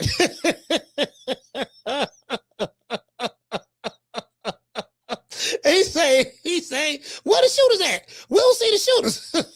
we don't see them. Damn dead ass serious, dog. It was him, his wife. It was me, him, his wife. See, he said, Coach, he was laughing like a motherfucker. Roberto Duran was there. Caleb Plant was walking through the motherfucker by himself. I think him and his dad or somebody else. Boots, I think there was a lot of people there. Was Boots there? Yeah, Boots Ennis was there. Bozy Ennis was there. Riddick Bowe was there. What's my main man? Hakeem Rahman was there. He was like, I was in the elevator with him. He say, man, Hakeem Rahman a big motherfucker. I was in the man, that nigga big dog. Dog, Rockman about 6'4", 6'5". That nigga was about 270, 280. That nigga was huge. Man got hands like, but a man, hands were so fucking big, dog. When he saw me, he say, true. Oh, he said, I know who you is. You that true guy. Man, I was watching one of your videos. You funny than a motherfucker. That's exactly what he said. Man, that nigga was that nigga is huge. Caller, what's your name? Where you calling from? Hey, what up, Coach? It's Coach Eddie from ATL. Coach Eddie, talk to me. Hey, what's going on, brother? Hey, man, there's so much drama. One thing about these boxers, man, they always gonna give you some content, man. Cause these dudes, well, it's like you gotta pick it. It's like a buffet of content. You just gotta pick and choose what you want to discuss, man. But as far as Richardson Hitchins, man, like I said, him and Tank them fell out, man. It's kind of like, you know, when Chauncey, that scene from Menace to Society, you know, Chauncey and goddamn Old Dog, they were homeboys. Then goddamn when Chauncey stepped on Old Dog's feet, Chauncey said, I'm gonna put this tape on him. So I'm gonna go drop a dime on him, you know what I mean? But that's all it is, man. Hey, the man upset with Tank. The man Tank ducking and don't want to fight nobody. So he dropped a dime on Tank. So now my question is, what Tank gonna do about it? You know, is he gonna give Richard Hitchins the fight? You know what I mean? I mean, just like Wesley Snipes, you know what I'm saying? He dropped a dime on the courtroom. Mm-hmm. He said, I'm taking everybody down. But I mean, what he was saying, it was crazy, man. That man was giving specific details and real talk, to be honest, Coach. Mm-hmm. If they wanted to really go after him, they can use that against him, man. They can subpoena Richard Hitchins. Whoever, everybody in that room, they can put a subpoena on them toes. We finna start an investigation. The investigation was started based on testimony that Richardson Hitchins gave on a public platform to a company called. And listen, the crazy part about it, I said Jarrell Miller. I meant to say Big Baby Anderson. Big Baby Anderson had lost to Martin Bacole. That's who knocked him out in 2024. Martin Bacole. That's who it was. Because Big Baby Miller fought Andy Ruiz on that card. That fight went to a draw. He really won that fight. He got robbed. He said it was a draw. But back to what you were saying. He just, you know, he just got a little too loosey-goosey. I'm finna play the rest of the video right now. Got a little too loosey-goosey. Yeah, but I think he knew what he was doing, though. That man ain't no fool, man. That man did that on purpose, Coach. But why? Well, like, what? Why? Ain't nowhere in the world the man. What's the point? Like, what is he getting out of it by doing it? I don't get it. I don't know. Maybe just some clicks and views or something. Maybe he's trying to start a rip between him and Tank, because he did say he wanted to fight Tank. He said, I want to fight Tank. He said, I'll beat you. You know what I mean? So people do a lot of stuff when they desperate, man. I just don't see in his mind how he don't think that was snitching or putting out too much information. This man was specific, giving out names. He played like the whole, like you can write a book on everything he said. You can visualize everything the man was saying, bro. He said, he didn't try to say one of my homeboys. You can disguise one of my homeboys, one of my partners. He came by Pacific. Tank had the pistol on him.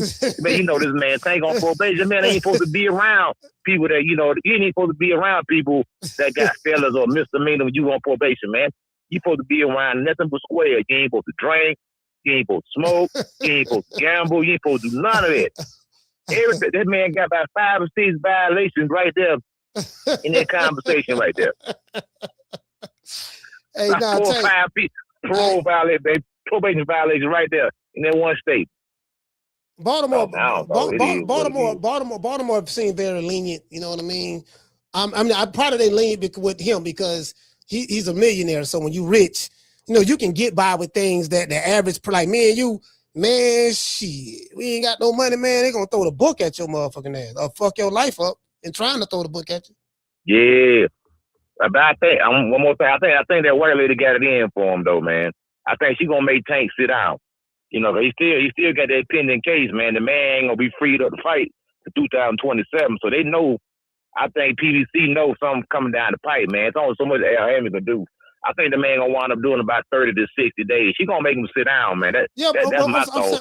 I'm saying I know he's still going through that with the but I'm saying they haven't done anything yet, so I don't think they're gonna do anything. You think they're gonna do something? I believe so, man. I think that lady got in for him, man. You know, that same judge got it in for him, man. So she gonna make him do. It ain't gonna be much, but I think he gonna do 30 days. I think he gonna do about 30 days. I don't see him getting out of that courtroom without doing nothing. He gonna do 30. About 30. I was thinking what I'm saying about that. I was thinking maybe Al Heyman can, he can pull some string because Al Heyman is very, very powerful. I'm pretty sure he knows judges and prosecutors and stuff like that. He could probably pull a string or two for him. Hey, they locked up Floyd. They locked up AB. Yeah. You know what I'm saying? They locked a bunch of boxes up, man. They ain't no different. They gonna put their joke in the jumpsuit, man. You know what I mean? Yeah. Well, that's my call, coach. I'm good. All right, salute, fam. Yeah, he already kind of went in the jumpsuit already too. So Coach Eddie might be right about that. So they, cause I thought they were going to bam his ass. Oh, hey, somebody said it. What you say, Angela? You want to know what's the name of this movie? Name of this movie is called Willie Dynamite. Willie Dynamite. You won't notice, bitch. Listen here, bitch. Mr. Dynamite. Surprise. I catch you messing around with my women, I'll cut you down. Oh, you have such a charming way of rapping. You have such a charming way of rapping. This in the 70s they talking about rapping. What kind of shit is this anyway? Just say I'm a kind of a consumer protection agency.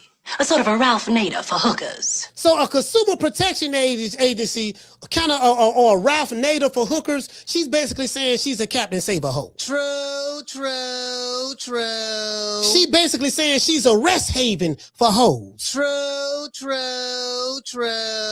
That's what she's saying. So you listen to me, Mr. Willie Dynamite. I'm declaring war on you. You dig it? I'm gonna make you number 1 minus 1, which equals 0. Now you got 30 seconds to get out of here. Bullshit. You on notice, bitch. Dig it? Notice.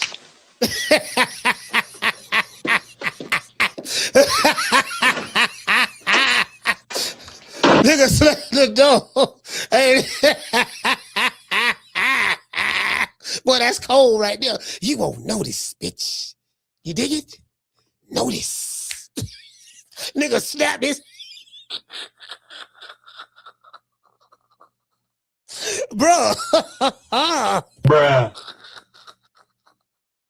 Nigga had that raccoon. He had that raccoon on. He had the chinchilla. Really like, oh, hey, Mason. But that's goddamn Willie Dynamite, boy. Willie Dynamite, fam. Shout out to Kurt. Hey, listen here, man. They're giving uncut game. They're giving uncut game, man. You see what I'm saying, man? You don't notice. This how they listen. Kurt, this what you got to tell them, see? You won't notice. Let them know they don't notice. The women can say it to the men and the men can say it to the women. You won't notice. You got 30 days to get your shit together or you getting out. You see what I'm saying? You won't notice, bitch. Notice. That's something to tell a nigga, boy. Boy, that's some boy, goddamn. Okay, let's hear this. Let's hear this right quick. I want to hear this right quick because I haven't seen this. Let's hear this right quick. This is Richardson Hitchins giving his testimony. Obviously, well, I don't know. Again, and when I say beef, I'm not talking like real, beef, right? Like we're just talking about, guys going at it and stuff like that. But obviously the most infamous one is with you and bro, he looking at the camera. He ain't blinked, but boy, woo, I don't know what Tank did to him. I don't know what Tank did to Rich, but boy, you gonna see the look on his face, boy. He dead serious about what he fixing to say. I guess we should call it G Money, right? Yeah, the G Money account is that actually Gervonta Davis? Yeah, of course that's Gervonta Davis. Are you 100% sure? I'm 1,000% sure. 1,000. Yeah, I'm 1,000% sure. Yeah, I just feel like that beef stick stem from a lot of things. I feel like it could be jealousy. It could be him having his emotions from stem from different things. Last thing I know about me and Gervonta that I recall, I've been nothing but genuine. It's never been an issue. He's never told me these things while we were friends. And once he kind of distanced himself from me after Edgar Berlanga one time on Twitter have wrote the day after he fought Canelo, I know you was calling Richardson and saying I was gonna get knocked out.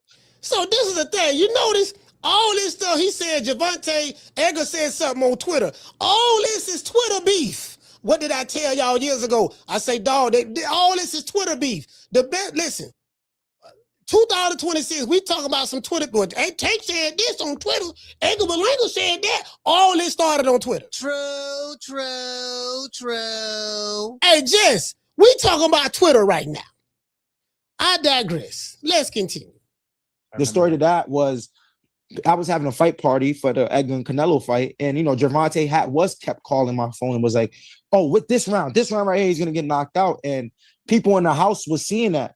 The news got back to Edgar, and I'm the next day when Edgar called me, I'm like, "You did your thing," and he like, I heard Gervonta was calling you saying I was gonna get knocked out and shit. I'm like, bro. Even Tank was saying that, but I'm not gonna lie. Tank said he give Canelo his respect. Tank was like, "Yo, bro," like I was even some like, "Damn, though, like damn, I know Edgar's choked right now. He got an L, it's always took it." He's like, Gervonta's like, "Man, he fought Canelo, like, bro, that's big. Like he didn't get knocked out. Like he fought Canelo, like kind of like just like giving Edgar his respect." So after that, he fought Canelo. He went 12 rounds with Canelo. They giving Edgar his respect. Okay. All right. Give a nigga respect for losing a fight. Okay.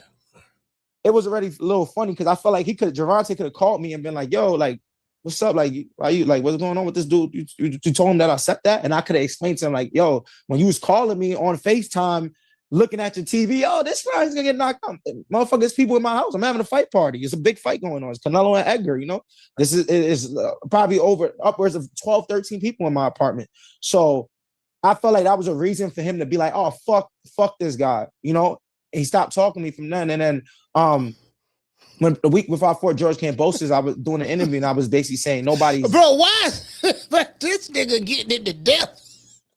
Bro, I ain't got that much time to be talking to an interviewer about, this nigga, the nigga don't like me no more, dog. See, we fell out right here, dog. See, what happened was, my baby mama, Big Booty Judy, and Bow-Legged Kim had a fight. Clarissa Shields was there. Savannah Marshall was there. What the Puerto Rican girl name from New York, the champ? She fought Katie Taylor. Amanda Serrano was there. Yeah, she was there. See, what happened was, she was there, and then, she... Man, come on, fam. Nobody gave me a chain. Nobody bought me a car. Nobody did everything that I've got on my own. And he took a picture. He screenshot a picture and put on his Twitter and saying, "Richardson, this ain't my chain," because he gave me a little chain to wear. There was a chain he owed to a jeweler. Yeah, I guess he didn't pay the jeweler the money, but Wait. So, wait. You said didn't nobody give you a chain, and then 2 seconds later you say Tank gave you a chain. Which one is it? Yeah, I just feel like that beef stem from a lot of things. I feel like it could be jealousy. It could be him having his emotions from stem from different things. Last thing I know about me and Gervonta that I recall, I've been nothing but genuine. It's never been an issue. He's never told me these things while we were friends. And, once he kind of distanced himself from me after Edgar Berlanga one time on Twitter have wrote the day after he fought Canelo, I know you was calling Richardson and saying I was going to get knocked out. The story to that was I was having a fight party for the Edgar and Canelo fight. And, Gervonta kept calling my phone and was like, "Oh, with this round right here, he's going to get knocked out." And people in the house was seeing that. The news got back to Edgar, and I'm the next day when Edgar called me, I'm like, "You did your thing," and he like, I heard Gervonta was calling you saying I was gonna get knocked out and shit. I'm like, bro, even Tank was saying that, but I'm not gonna lie. Tank said he give Canelo his respect. Tank was like, "Yo, bro," like I was even some like, "Damn, though, like damn, I know Edgar's choked right now. He got an L, it's always took it." He's like, Gervonta's like, "Man, he fought Canelo, like." Bro, that's big. Like he didn't get knocked out. Like he fought Canelo, like kind of like just like giving Edgar his respect. So after that, it was already a little funny because I felt like Gervonta could have called me and been like, "Yo, like, what's up? Like, why you like what's going on with this dude? You told him that I said that?" And I could have explained to him like, "Yo, when you was calling me on FaceTime, looking at your TV. Oh, this guy's gonna get knocked out. Motherfuckers, people in my house. I'm having a fight party. It's a big fight going on. It's Canelo and Edgar, you know. This is probably upwards of 12, 13 people in my apartment. So I hear what he's saying. He's saying that, you know, he didn't say anything disparaging about Tank.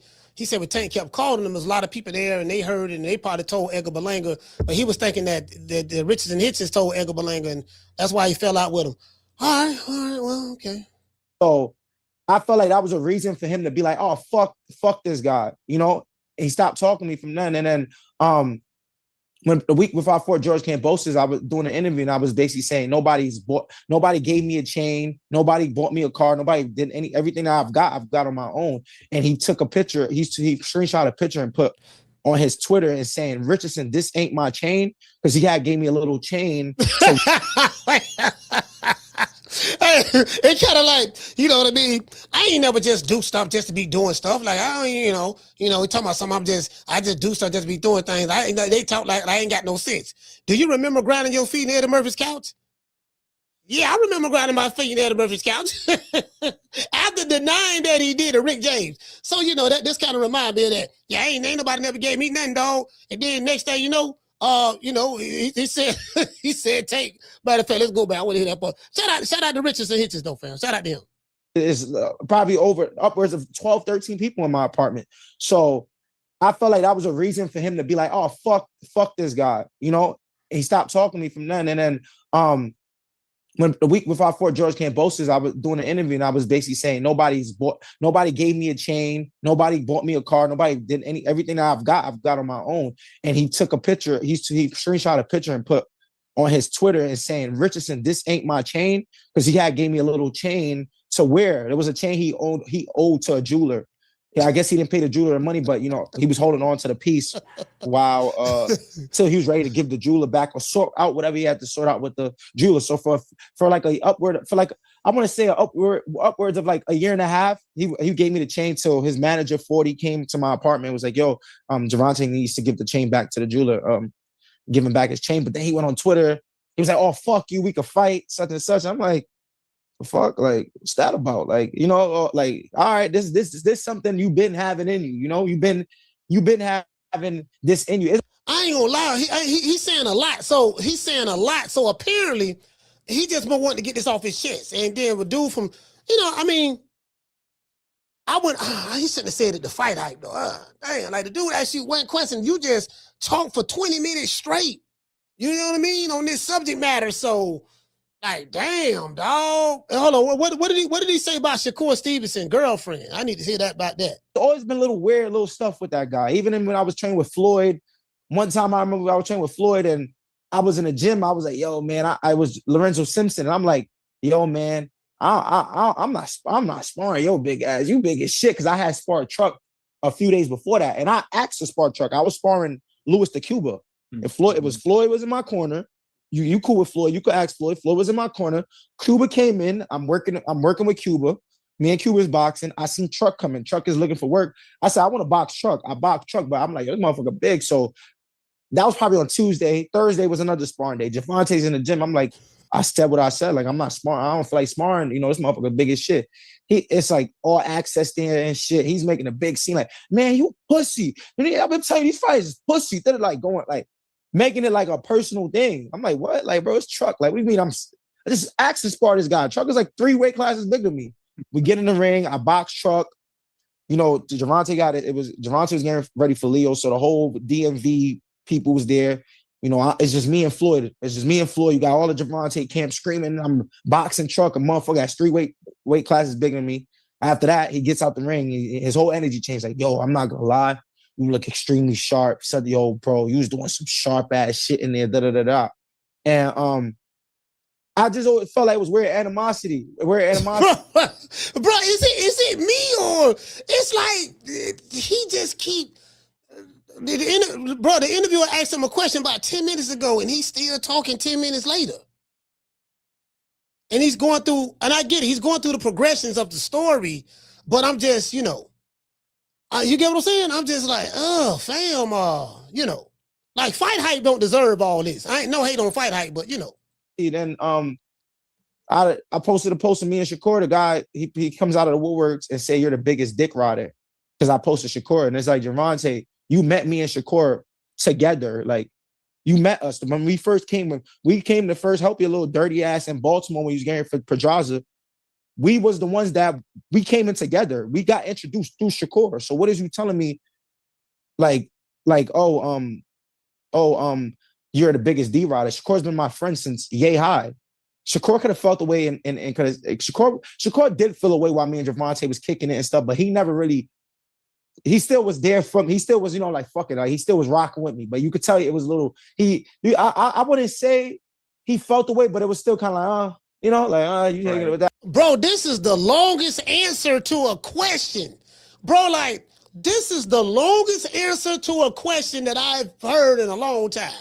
I don't want to say that I've ever heard, but this is a long answer to a question. So he had you get what I'm saying? Shout out to Horton. Hey, okay. For dropping that half a bam dub on your boy via Zelle. Hey, Leroy. Super chat received. Playtime's over, boy. What it say, fam? He say, what up, though, coach? He say they sound like little high school girls. Yeah, so, it's kind of like, anyways, let's keep going. But after he came out of Woodworks like a month or two ago, then I go on the G Money. I see the G Money page on my timeline. I'm like, wait, this Gervonta? What the fuck? So I look, the guy been retweeting on my posts for months. The page was so low key. I didn't know. I'm thinking it's just a Twitter troll. The guy, I see he'll tweet, LOL, this guy's a faggot. LOL, this guy's, you're 29. Like just throwing little hate and shit, like a little shit I tweeted. I'm like, this is Gervonta like writing this shit. Well, how did you know that? Like, how did you know? Because I know how he writes. I know how he writes. Like, I know his grammar. Like, I know how he writes. I know how. Like, I've been around him for long, so I know for a fact how that's him. And then obviously, when me and him started going back on Twitter, he was saying things like he's been around me. Like stuff that only he would know. Yeah, stuff that you got to be around me. Then he start writing me off a fake number and yo, fuck your mother. You still sharing bottles with you and your mans. You don't take care of your mans. You pillow talk about your mans. I'm like, yo, bro, where are you hearing these things from? Like, he's just. So he say pillow talking. So would this be considered pillow talking? I'm not sure, but I'm just saying, like, he's saying a lot. Again, this is the Africa story. All boy to the side. Shout out to Richardson Hitchins. This is his story, but I don't know. Like, I just feel like, I don't know. You shouldn't, bro. Like, that man asked you one question, bro. You talk for 20 minutes. Like, I just think you gave him too much. Like, you could have just said, yeah, man. Me and Tank. Last time I saw him, this and that. We kind of like, we ain't spoke. We haven't spoken in a while. So, when I see him or something of that sort. You get what I'm saying? But I know he asked you about the Twitter beef, but. He could have just, downplayed it a little bit, but that's a long answer. And he's still answering the question. He's bringing up everything. He's bringing up my friends from Jersey. He's bringing up my coach. My coach even say you're not like that. When I see you, I'm going to break your jaw, such and such. I'm going to do this. I'm going to do that. Watch when I see you. I'm like, damn, like, as if like it's real hate. And I get it, though. I get it's easy to hate somebody like me. Even when we was around each other, you could still tell, like, he didn't fuck with me the way I fuck with him. But it's like, he's a weirdo. That's just what a beef. I feel like that's where it's no beef. It's just him.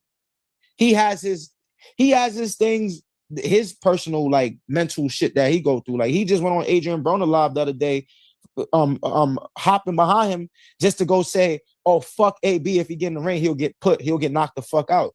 Yeah, saw that. How the fuck you gonna say that? How you gonna go against somebody that always calling you their little brother and saying, "Hey, they love you. They'll kill for you." You could tell you fucked up mentally. Simple, you're not right. Dang, so he say Tank messed up mentally. Dang, boy, they don't came a long way from this time. Yeah. Oh, that look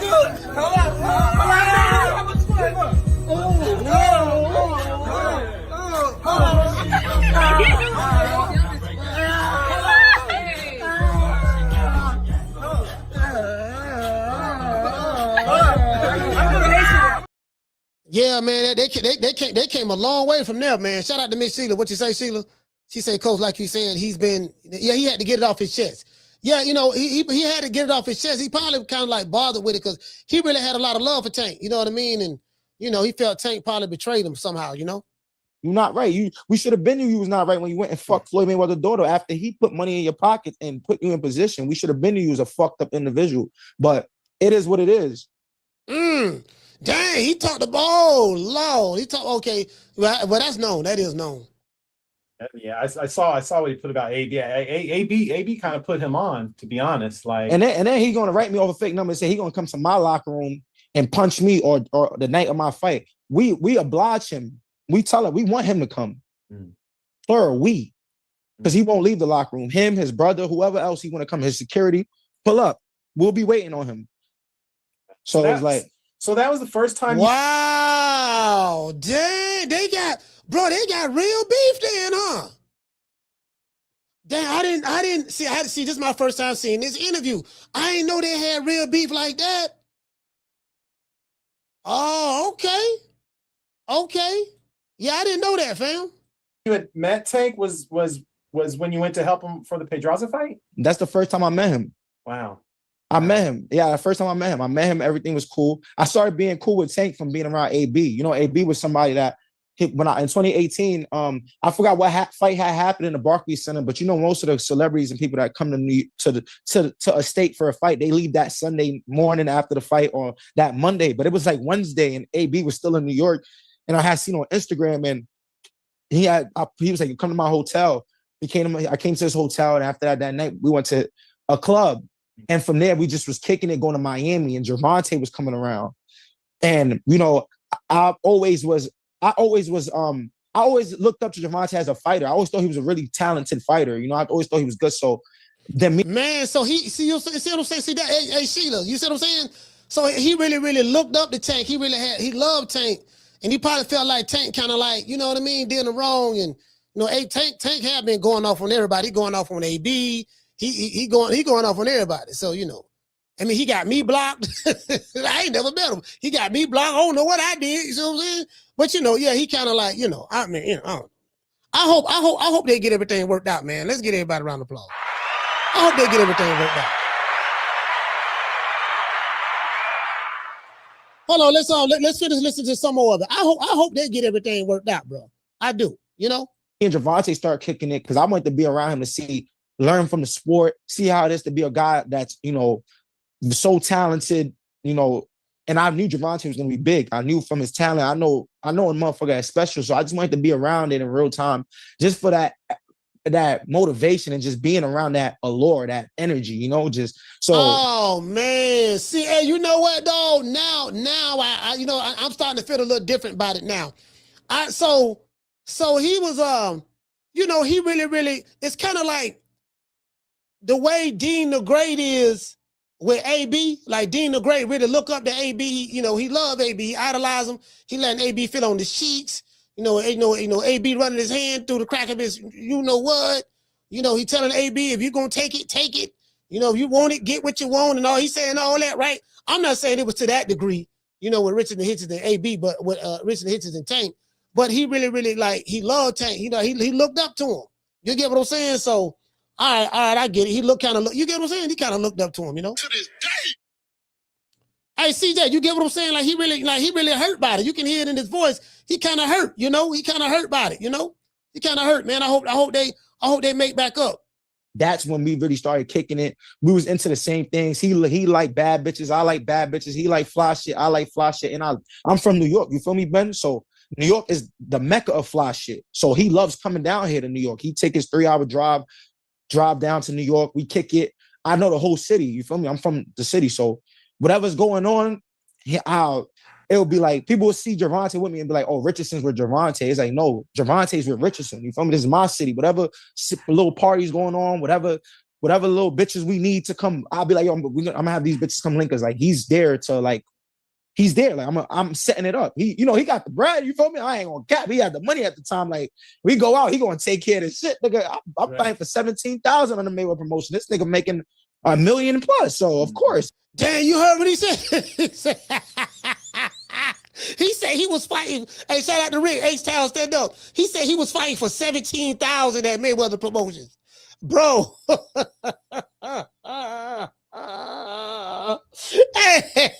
Hey, Rick. Man, the man was fighting for $17,000? He was fighting for 17. No, hey Rick, no man, not this dude. But when you are put in a certain position, he should be he's able to, like me. You know, when I was in a position, I can pick and choose who I want to, because I earned that right. See, in defense of Floyd Mayweather, Booger Ray Leonard was running Floyd. Booger Ray Leonard was the CEO, was the president of Mayweather Promotions. Booger Ray Leonard was responsible for paying him. He wasn't paying that boy, man. That Booger Ray Leonard, he only cared about Tank. That was the only person he cared about. That's why when what the dude name? That's why when this dude, I forgot his name, but that's why Brian Custer. That's why when Brian Custer, I think his name Brian Custer, when he asked him who's the next big star under Mayweather Promotions, this is how Leonard Elleby answered that question. And who's the next big star under Mayweather Promotions? Ooh, we have quite a few young guns, as I say, you know, and I don't want to leave any names out, but we have a great roster of young talent, and we've been very selective about what we're doing, you know, again, because when you have, you know, an abundance of fighters, it's hard to kind of focus on. When a big fight is to be made, it has to make sense for both sides. No promoter or company is going to put their guy in an event with everything to lose and nothing to gain, especially when we talk about this. You know what I'm saying? Interesting.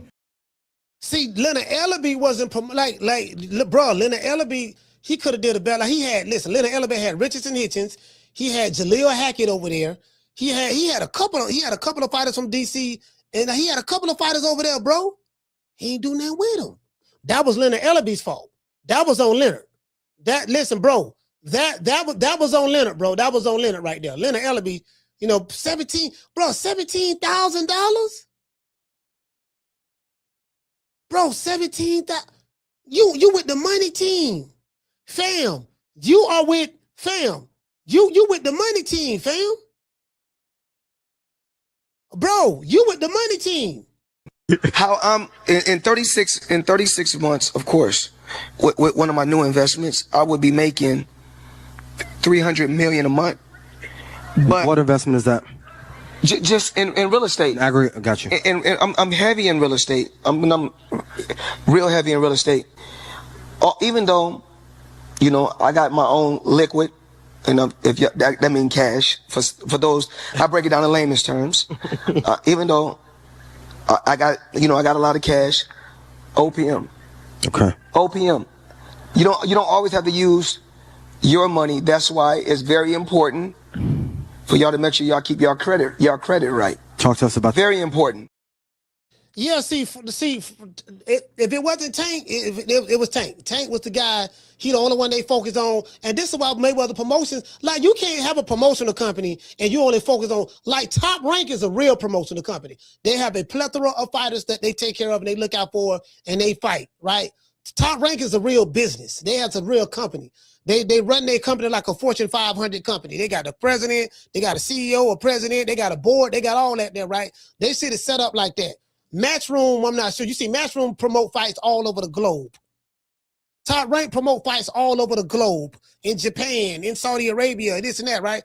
Now that the PBC is with DAZN, we'll see how they deal structure. They should be able to do more fights now. They should be able to. You know what I mean? But yeah, man, I you know what? I see what it is, though. I see what it is. What it is they got, you know, Richardson Hitchins probably hurt because he said he looked up the Tank, you know, and Tank used to let him wear his jewelry, and he was only making $17,000 a fight at Mayweather Promotions, and Tank was making millions. You know what I mean? So you get what I'm saying? That probably hurt him real bad, you know? You know, but don't get it fucked up. It was one time I remember one time I did, but like it probably like 1 or 2 times I did pull out money. Like, yo, I'm gonna take care of my own shit. And he like, yo, bro, when you're around me, you don't do that. I'm making way more money than you. Like, don't spend your money. You feel me? But so you guys had to be tight for him to say something like that. Yeah, at that time, I just feel like once I started making my own, I just felt like I don't know where it just was always, it just started getting weird with dude, you know, it just started getting really weird. And I felt like he's somebody that got real hate towards me. Like he would really like the way he speaks is like real hate. And you know, love turned to hate. I've been around the guy's space, you know, he feels like he knows me. And it's like when somebody feel like they've been around you, they know you, it's like they don't take what I say is different from what somebody else say, you know? Like what somebody else say is like, and Gervonta got like a bully type mentality. Like he's a bully because Gervonta is really soft. Like he's not, I'm not saying he's pussy. Well, how I don't get that. He says Gervonta Davis has a bully mentality. How? He too small to be a bully. A short nigga can't be no bully. He might have a complex. He might have a little man complex. Cause some short niggas do have complexes. You get what I'm saying? Some of them do, but I like, you know, like, bro, ain't no little nigga finna bully me. I'm telling you that right now. And a lot of you niggas, a lot of you niggas 6 something. You know what I mean? 2 something. You ain't gonna let no little nigga bully you. So I can't see that. I'm not saying he lying, but yeah, hell no, ain't no way in hell no, you gonna let no little nigga bully you. But he's not who he portray he is. You know what I'm saying? Like Gervonta, if you let him like bully you, he's gonna bully you. Do you see that? It's the same thing in boxing. If it's the same thing in boxing, just like Frank Martin let the nigga bitch him. You see him Frank Martin, he's smiling like, oh, this nigga's pussy. You know, with Lamont, it was all daps after the fight. It was all daps in between rounds. It was respect. When Frank Martin, and you see him between rounds, he looking back at Frank Martin like, nigga, what? That's just him as a person. Like that's his aura. Like, so I feel like he got real hate towards me for whatever reason. But like I said, the last time I seen him in person, it was after that Edgar situation on Twitter. Remember that I told you about? Oh, don't go. Oh, this the fun. I want to hear about. I want to hear what he said. Okay, I want to hear about the Shakur. Hold on, wait a minute. Here you go. I want to hear about the Shakur Stevenson part. And I seen the nigga outside of a hotel. My cousin is there. Mind you, him and my cousin got into it. He done popped on my. It's not my cousin, but like he didn't pop. It's not that he popped on my cousin, but like they was going back and forth. Him and my cousin was going back and forth on some gambling shit. Like, mind you, they in my crib. Gervonta's in my crib. They in my house with like it's him. It's just 2 photographers, and my other and some other nigga. He used to be with Luck. Luck used to be with AB. I don't know if you know Luck. He like big. So you know, Luck is in the crib. We in the crib. They gambling. Gervonta losing all his money. My cousin's just killing him. So he like, nigga, you know how that shit go. You cheating and it ain't a 6. It hit the wall, whatever. They playing dice. Gervonta tells my cousin, like, yo, we gonna get into it. My cousin like, all right, nigga, we gonna get into it. Gervonta sneaking, boom. But Gervonta calculate, you in the crib with all your mans, bro. Plus you got your John on you. He got his gun on him and he in the crib with all his mans. Of course you're gonna feel tough. You know niggas ain't nothing gonna happen to you. Boom, they break it up. They break it up, whatever, such and such. After that, I seen the nigga with my same cousin. We seen him outside of Pagola. I come up to him.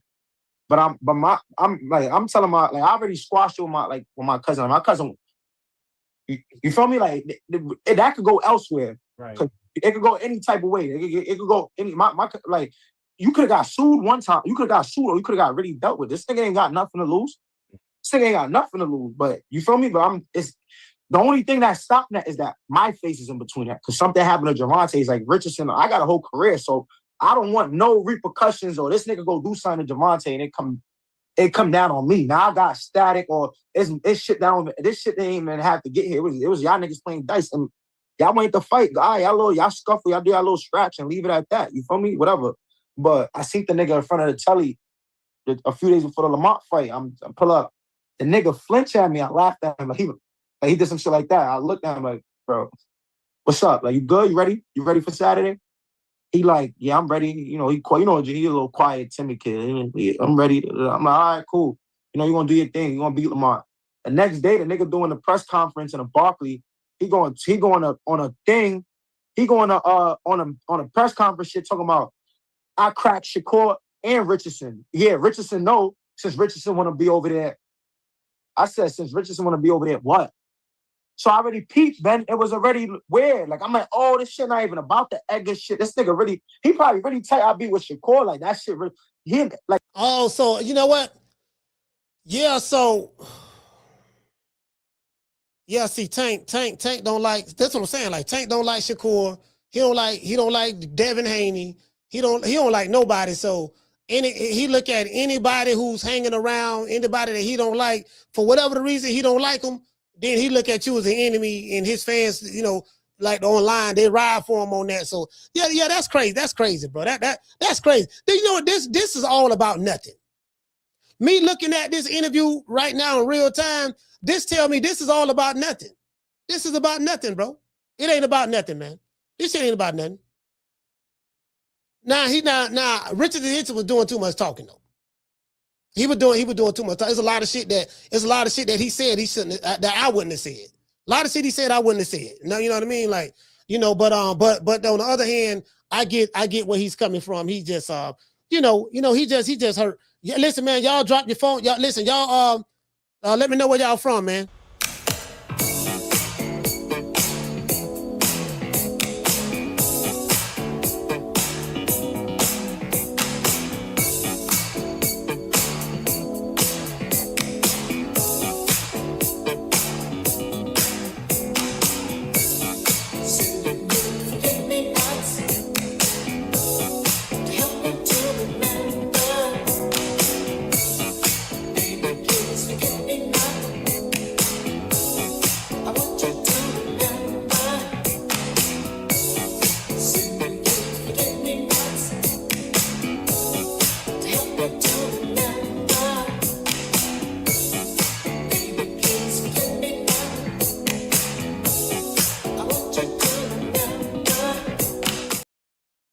Yeah, man. Hold on, man. I'm trying to send this out, man.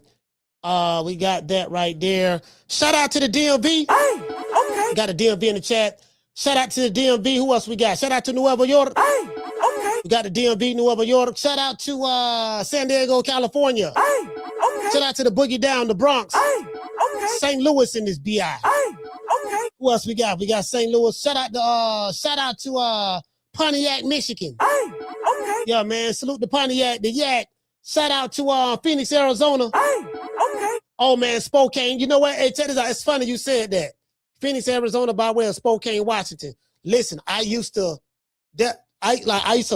do music, there's a radio station. There's a college radio station. There's a college right there, Spokane, Washington. I used to always get radio spins in Spokane. This back in the BDS days when you used to have to get your songs on the radio, and you can pay to get songs played in different regions and stuff like that. Spokane, Washington, man. Yeah, for sure. True. Spokane, Washington, and there's another spot in Texas I used to get spins at. College Town. Shout out to said Nueva York. Shout out to T-Town. Hey, okay. T-Town in this BI, man. T-Town. Shout out to the 907. Hey, okay. ATL ho. Hey, okay. Shout out to we got Atlanta again. Shout out to Texas. Shout out to Houston, man. H-Town. Hey, okay. Southwest VA. Hey, okay. We got ATL again. Shout out to Honolulu, Hawaii. Hey, okay. North Texas. Hey, okay. Shout out to the North Texas. It is what it is. Flint, Michigan in this BI. Hey, okay. We can't forget about Flint. Flint, Michigan, man. Flint, Michigan is legendary. I advise y'all do some research on Flint. Flint is legendary. It's rough up there in Flint. It's rough up there. It's real rough up there. Boys don't play up in Flint. You know, I know dudes. I go back. So I go back to the 90s and shit. So yeah, I go back, bro. I go back. Shout out to shout out to the Chi-Town. Hey, okay. Chi-Town. Shout out to Chi-Town. Shout out to Lafayette, Louisiana. Hey, okay. We got Chi-Town. We got Lafayette. And shout out to the U.S. Virgin Islands. Hey, okay. The U.S. Virgin Islands. Salute to you, fam. Shout out to Renee. Shout out to Reno, Nevada. Hey, okay. Reno, Nevada. Shout out to Oceanside, California. Hey, okay. Who else we got? Let's see. Who else we got? Oceanside, California. I think that's it, fam. I'll catch you guys on the next one. You know my motto. Don't meet me there, beat me there. Peace. Man, I'm out of here, bro. Let's go. Man, I'm out of here, bro. Let's go.